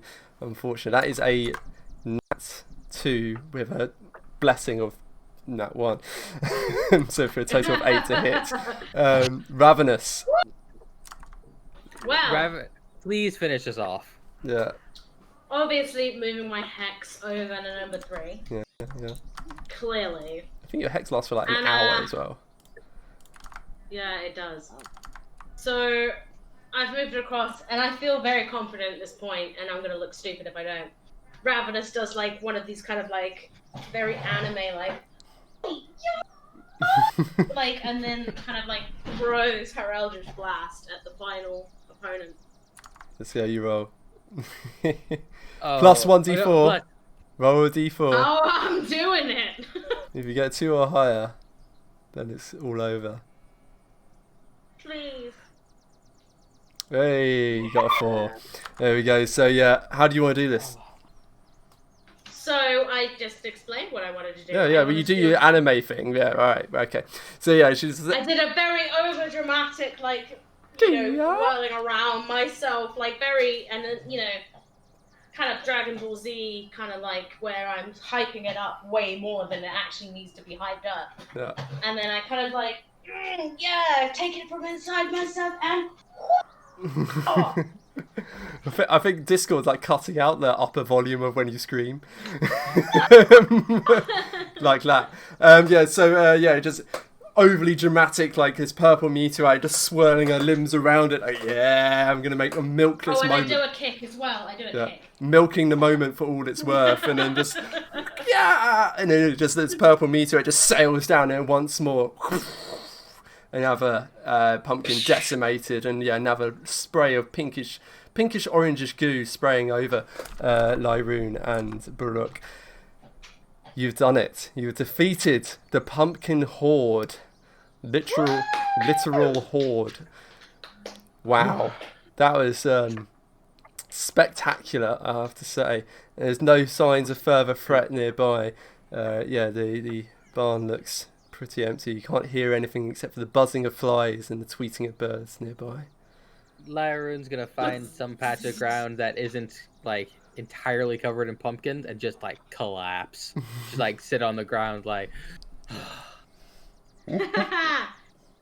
Burke's just doing a quick check on all his weapons, just cleaning them on the grass to the side. You're just getting most of the gristle off of it. Checking his wounds, they don't seem to be bleeding too badly, but that chainmail will need a visit to the blacksmith. And soon. But, yep. I think you're an entire party of people who get all their stuff back on a short rest. A monk, a warlock, and a fighter. Well, I don't want to take a short rest yet until I get to the barn. Do you really want the wave 3 right now? Exactly. Do you know what tends to get stored in the barn? All the vegetables. Yeah. Well, no, they want it in the barn, which means there's nothing in the barn that will hurt us. Otherwise, they'd have had access already. That's not true. What could be, there could be any number of things in the barn. Regardless, good luck convincing Lyroon to get up. And do you really want to go there alone? I cast darkness on myself and then go to the barn. Well, I'll tell you what does happen is we call it there because it's getting late, Yeah, and that sounds like a good plan. I'm quite hungry. Oh yeah, we need dinner still. Yeah, we need dinner. So, good game, you guys. The music just ended then as well, so that worked out reasonably well. And I think the cats just started kicking off. Yeah. I just heard. He hates that we're separated by a door. Yeah. That's it. One door. Exactly. That's So, enough.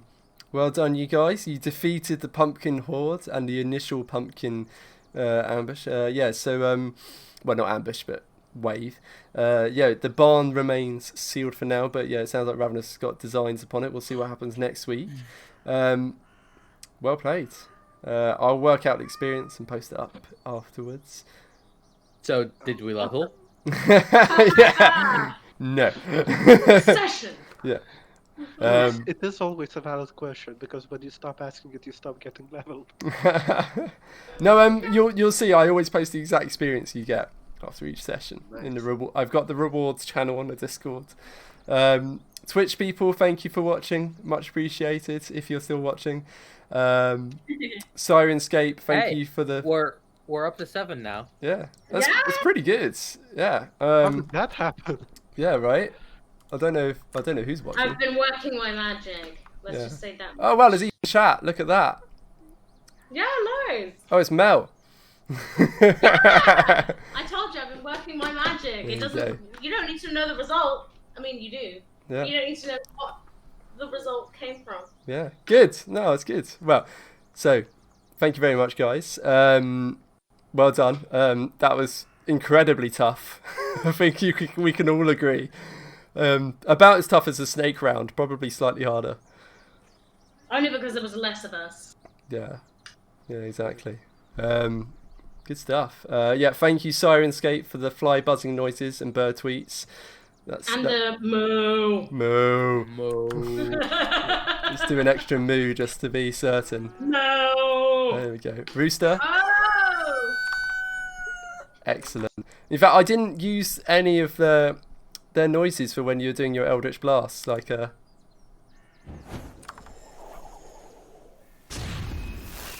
my lord. It's quite long-winded, but it's pretty cool. Sounds a bit more like a shuriken. Yeah, it does. Yeah, there's a noise going on there. Yeah, there's all kinds of crazy noises you can do. But anyway, I mean, not relevant. That was wet. Not relevant for this episode, but. Are you kidding? Of course you would have that. That will feature at some point. Yeah, nicely done. So yeah, you'll obviously get a decent hunk of experience for that. There's still the barn to explore. We'll come back to that next week. With all the meals. We'll probably do it on a Saturday. But we'll see. Cheers, guys. Yeah, been a pleasure. Good games. Good games. Nice one. That was pretty awesome. That was awesome. All right. Well, thank you very much. I'm going to stop. Next time. Until next time. And then we'll be sponsored by all the various people. That's how it works, right?